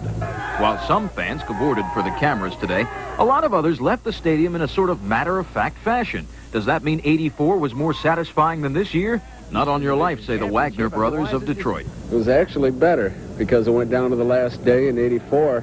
You know, we were so far ahead, you knew it was going to be over. This way, you had to wait for the last out or the last inning. The day had to be roughest on the Jays and their fans. Their day was bluer than the team's road uniforms. And they've got an awesome team. The Tigers have a good team. And, you know, seven one-run games in a row, what can you do? Yes, 7 nail-biters. For Blue Jays fans, that means it's off to hockey season. For the Tigers, there's the Twins and the Homer Dome. Rich Make, News 4. The Tigers and the city of Detroit were determined that celebrations this time would not include fire and violence. The memory of street parties that got completely out of hand in 1984 prompted a pervasive police presence today, outside and inside, where a show of force in late innings and a light charge by mounted units to drive dolts back into the stands guaranteed a quiet night in Detroit.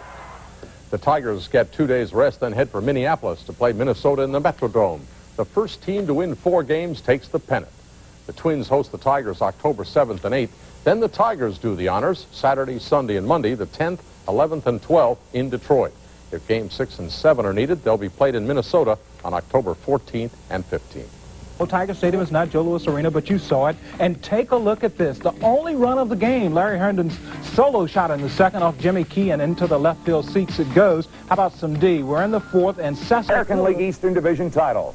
The Blue Jays, who led Detroit by as much as 3.5 games going into the final week of the season, finish up with 7 straight losses. Now, to understand how great this Tigers comeback was, let's go back to the first week of May.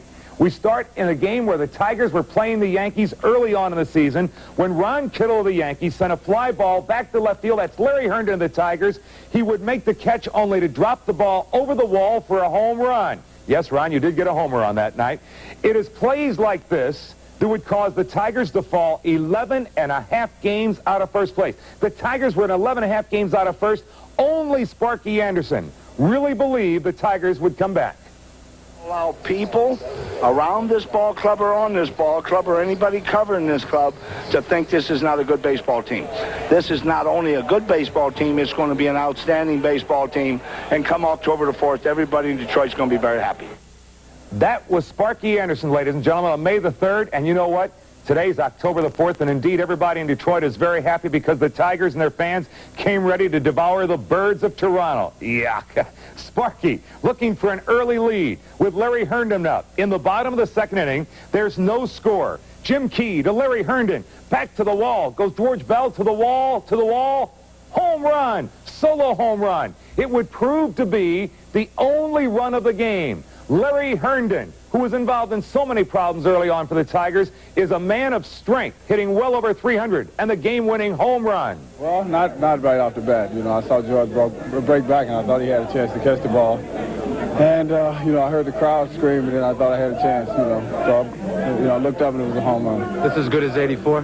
Well, it seems a little bit better, you know, because we had to work real hard for it. You know, we worked from the beginning to the very end, you know, to the last day for it. So, you know, it feels a lot better to me than 84. It's now the top of the 9th. Frank Tanana working to Garth Orge. Back to Tanana, who throws the first. Tanana, a 6-hitter. The Tigers would shut out the Blue Jays 1-0. They sweep the Blue Jays. They win the American League East Championship. Alan Trammell in a world of emotion for the Tigers. It's just a sign of relief right now. Again, the emotions, the intense games that we've had against them has drained us mentally. We'll be back. We'll be ready to play. But right now it's just time for a sign of relief and to enjoy this. In our own hands, and you know, we lost. I mean, it was 7 great ball games, all decided by 1 run, and it was outstanding for the fans. But as far as the Blue Jays are concerned, as far as won 8 of them, and Las Vegas likes Detroit. They're 2-1 favorites in the series. But when you watch the Twins, keep your eye on their center fielder. This guy, number 34, Kirby Puckett. He is a Gold Glover in the outfield and a terrific ball player. Some memorable catches by Kirby Puckett against the Yankees to rob Henry Cotto of a home run. How about this one a couple of years ago?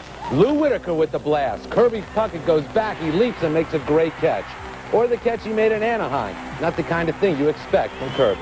Most fans today, they come to the park to see home runs. That's what they want to see. They want to see home runs. So, I don't know. Whenever I get a chance to make a good catch, I try to take advantage of it. Like I said, they don't come too often, and when you get the chance, you really have to take advantage of it because you don't know when the next time you get another chance like that. So, when I'm back there, I'm thinking all the way. If it's in the park or if it's a home run, it's not all the way out. I'm trying to catch it. If I can get to it, I'm going to try to catch it. He's done that so often. It's like commonplace for us, and it seems like every ball that goes back there now, you know, we're expecting him to make some kind of great catch for us and help us out.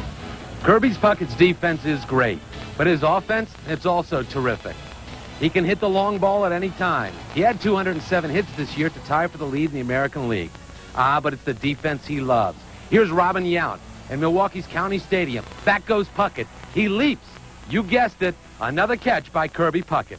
It's always satisfying if you can make a great catch, and I love it especially if I can make it in the team win. That's what excites me the most. The reason I say you don't expect it from him is because he's only 5'9" tall. Kirby Puckett had 207 hits this year. You add 34 home runs from Ken Herbeck, plus 109 RBIs from Gary Gaetti, and you can see why the Twins won the West. The big question for the Twins, pitching, and that's where the Tigers have the big advantage. More? The odds makers in Las Vegas seem to favor the Tigers so far. You think they're going to be right on this one? Yeah, I do, and not because we're from Detroit, but because the Twins simply don't have good pitching. Bert Blyleven is their top guy, along with Frank Viola. But after that, it's pretty much pick and choose. They got Jeff Reardon, who's a good reliever, but the Tigers with their staff, I think, will run over Minnesota. 5 games, maybe. Nobody wanted to see that happen, but it did, and we're just the beneficiaries of a lucky break. Yeah. What was the attitude? What were your feelings, Jack, when you came out of Toronto, dropping 3 out of 4, but winning that last game? I kind of think that when two teams are this evenly matched, when you're playing in their park, they're going to win one extra ball game, and that's kind of the way it turned out, isn't it? Well, we just never quit. It wasn't, definitely wasn't a good mood after the first 3 games. We had more or less given away 3 ball games up there. We thought we played good, but somehow we just let it fall apart, usually in the 9th inning, and we battled back and went 13 innings and won a ball game up there, and I think something that's really been overlooked up to this point is what role the Milwaukee Brewers played the last week of the season, because without them, we wouldn't be going to Minnesota right now. Well, what do you think happened to Toronto, Jack? I mean, did they just lose to Milwaukee because Milwaukee's playing better ball now, or was there such a drain in those guys emotionally and physically after that 4-game series with you guys that maybe they were looking ahead? Well, I think they just had the toughest week of their season. Personally, they knew that we were going to come up and give them a war, and to be honest with you, Milwaukee probably played the best baseball of anybody in the game the last week and a half, 2 weeks of the season. So they were in for 7 tough games, and fortunately for us, they lost all 7. Let's talk a little bit about all these people who picked the Tigers to finish 4th or 5th, because the reality, Jack, is that the Tigers who won the division were not the same Tiger team that started out the season. I mean, you didn't have Alexander, you didn't have Matlock, you didn't have Lusader, you didn't have who's the other kid? You didn't have Noakes. So the team that won it wasn't the team that everybody picked to finish 4th. Well, you know, there's no question about it. We did not have a good spring. We did not have a good month and a half of the season, but the good character of this ball club is we did not quit, and I have to give Bill LaJoy some credit. He went out and finally realized that, hey, we're going to have to make some improvements here. We're going to have to get some people, and he was fortunate in getting the guys that he did get because they were big contributors. 18-11, you're the winningest pitcher in the major leagues for the past 10 years. You've said several times that you want to go down in the books as kind of a guy like Steve Carlton, who pitched almost 20 years, won every year. What happened to you in the second half of the season? Have you figured it out? Were you injured? I mean, you're an incredible competitor, Jack. It's pretty simple. I tease the guys about it, and really it's the same thing. I've been as consistent this year as I ever have been in my major league career. I give up 3 runs a game. I go 8 or 9 innings. And if you get me enough runs, I'm going to win. If you don't, I'm going to lose. And that's the story of my year. Yeah. Have you lost anything off your fastball? I mean, are you going to the split finger more than you have in the past? Are you the same pitcher that you were 2 years ago or a year ago? I think so. In fact, I've added my changeup again. It's been an effective pitch for me this year more so than the last 2 years. So I still think I throw as hard, but you know, I'm getting up over 250 innings again this year, and it takes its toll. You got to rely on your breaking ball more and try to have good control. Okay, now you told me a couple of weeks ago that you really want to play Roger Craig. Most of the guys feel the same way. I mean, I know you're very close with him. Dan Petrie's had an incredible relationship with him. Would you like to play the Giants in the World Series? Well, I guess it's just a matter of us pulling for Roger more than the Cardinals, because we don't, you know, I don't know Whitey Horzog the way I do Roger Craig, and you know, he's a personal friend of mine, so I'm pulling for his team. But right now, we got to be content and concerned more about the Minnesota Twins than anybody in the National League. Okay, what do you think about Alexander against, who's the kid who's pitching for the Twins? Frank Viola. He's not a kid. He's won some games for them for quite a few years, but Frank Viola and Doyle will be matched up the first game Wednesday. Okay, you beat him, what, 4 times this year in the Dome? I don't know what we've done, but I think we are going to match up well against them, and I expect Doyle to go out and set the tone. I think the guy's been perfect for us ever since he's come here, so we have no reason to believe that he can't continue it. Okay. You must talk to a lot of the other ball players around the league. Is the consensus that after these last 7 games against the Jays that Trammell should get MVP? What are your feelings? Well, I tease Trammell about it all the time, but in my opinion, he's been my most valuable player every year. The guy, when you talk most valuable player, you always seem to bring up offensive statistics, and to me, it's more than that. Alan Trammell is a true professional in both sides of the game. He's an outstanding defensive player, and we mentioned it earlier when we were talking about what his defense, what the role did to win the last 7 games, and to me, he's a complete ball player, and he deserves the MVP. Okay, Jack, you sound rested. I got a little sleep. Say hello to the Janops for us, and good luck, and we'll talk to you the next few days or so, and let's hope. I think you guys should take it in 5. Well, I hope so, Bill. Thank you. Okay, congratulations, Jack. Good luck. Say hello to everybody. Bill LaJoie, congratulations for a great season. Let's talk a little bit about the moves that you made. We started out this year. We didn't have Noakes. We didn't have Alexander. There was no Lusader. There was no Whale Wonder. There was no Billy Matlock. So the team that won it wasn't the team that you started with, Bill. Well, that's something that we knew we'd have to make improvements along the way, but Darnell Coles did not do what we had hoped he would do, so we had to make an adjustment, fairly quickly there, and we picked up Matlock. So sometimes you misjudge, or the players don't play up to what they have to for championship caliber, so then you have to make improvements. And I just told the fellas that you show us you want to win and go out and start winning, and then we'll get you the additional help you need. Yeah. Did Sparky, and I made a mistake here. I thought we were going to do 2 equal interviews, and I took the rundowns of the first part of the Jack, so I've kind of run out of time here. What do you need for next year that you don't have now? Can you really expect to get another great year like this from Evans, another great year like this from Matlock? Can Tanana do it again? What do you need for next year, do you think, Bill? Well, that's something that hopefully someone else picks up if another player lets down. We did have some career years this year, not necessarily career, but very fine years, and they're all capable of playing like that, so let's just hope that they play that way next year. Okay, final question, Bill, and sorry we got to run. Can Lusader and Whalewinder play in the playoffs and in the World Series if somebody is declared injured? Only if a player is injured and ruled to be of sufficient injury where he would miss, like 15 days. So they could be added. A pitcher for a pitcher, a player for a player. In other words, if Fernandez gets sick, you can't put Lusader in. You got to put another pitcher in. Another pitcher, right. Oh, you got any injuries? No, we're all right. We've had a little virus here in the last few days. Come through from the clubhouse to your house, I suspect. It wasn't a high-scoring game, only 1-0, but that victory against Toronto clinched it for Detroit's Top Cats. The American League playoffs begin day after tomorrow with 2 games in Minneapolis. After that, the Tigers come home for at least 2 games. Joining us now from Tigers management office at the stadium is Bill LaJoie, Vice President and General Manager of the Detroit Tigers. Good evening, Bill, and hello, welcome. You're smiling tonight. Oh, I'm putting a special face on for you. In spring training, no one picked the Tigers, with the possible exception of Sparky, who said all along they were a great team. You proved them all wrong. Were you a bit surprised yourself? Well, we had a good team. We knew that.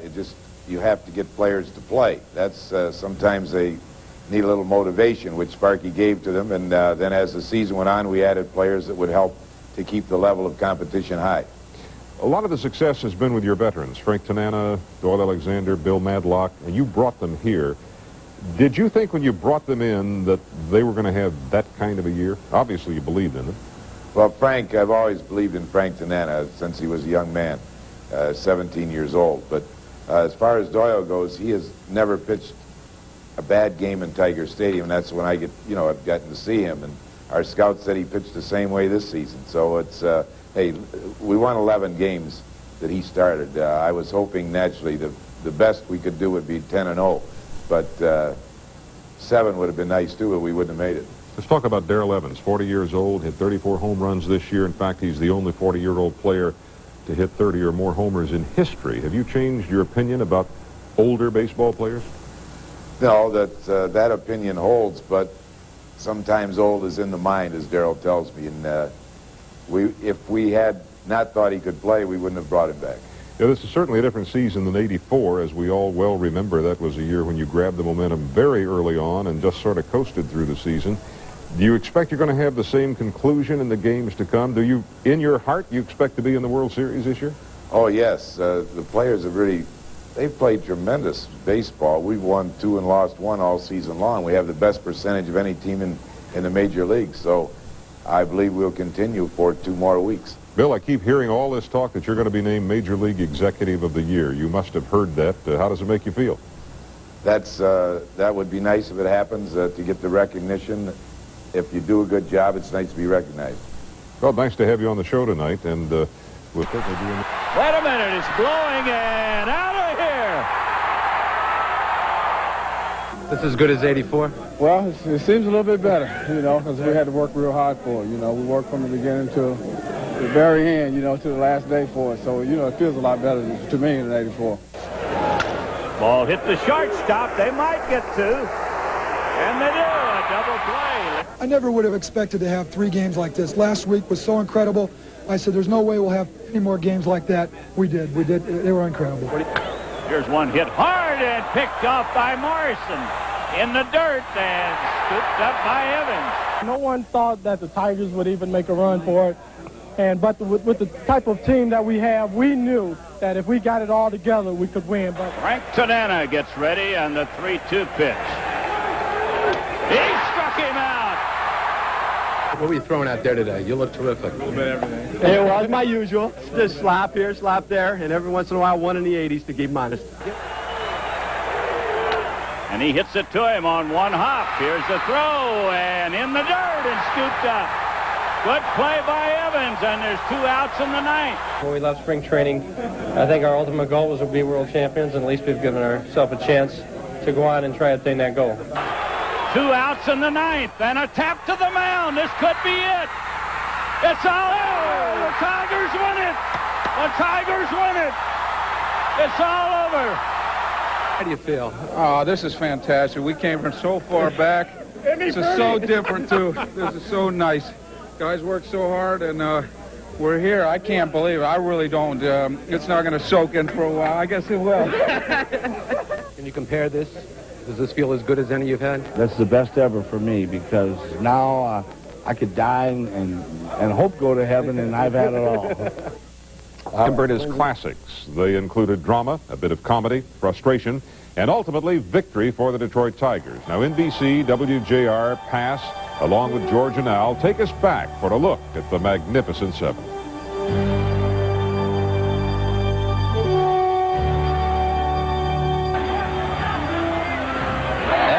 away, and will it score? Here's Jack. He puts the tag down. Safe. He missed it. 2 strikes to Gibson. Got him. Toronto wins Game 1 of this 4-game weekend series. Many are standing here at Exhibition Stadium as the Blue Jays have scored 2 in the bottom of the 9th to tie it. There's the 2-0 pitch. Ground ball right side. Lewis headed for home. He gets through. It got away, and Toronto wins.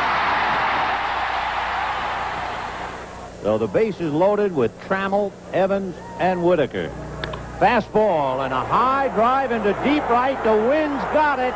It is a grand slam home run. Line drive, base hit. In comes Barfield. It's going to the wall. In comes Upshaw. Here comes Thornton to win it. Toronto scored 3 in the 9th inning last night to win it.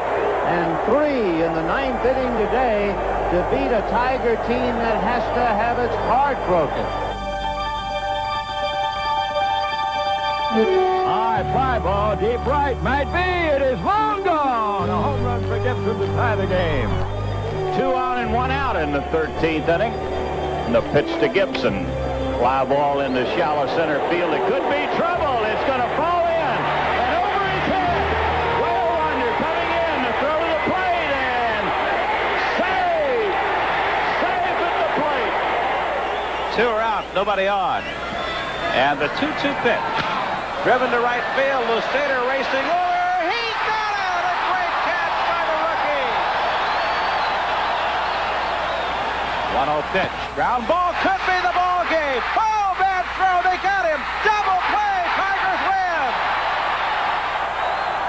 Allen knows one thing, that Eichhorn has got to throw a strike. He has no place to put him. The ball game is on the line. And the pitch. Ground ball is hard, and a base hit right through his legs. And it's all over. It's going to be Trammell to lead it off in the second inning, followed by Herndon and Lemon. Here's a fly ball hit to left field, but wait a minute, it's blowing and out of here. 2 outs in the ninth, and a tap to the mound. This could be it. It's all over. The Tigers win it. The Tigers win it. It's all over. Oh, do you believe it? What a comeback. Guess we better get our Tiger hats out again. I think I wore a few nails down just watching the replays. Take a little dust off of it. That is our report. Thank you for watching. News 4 at 6 coming up now with Margie Reedy and Jack Lagoa.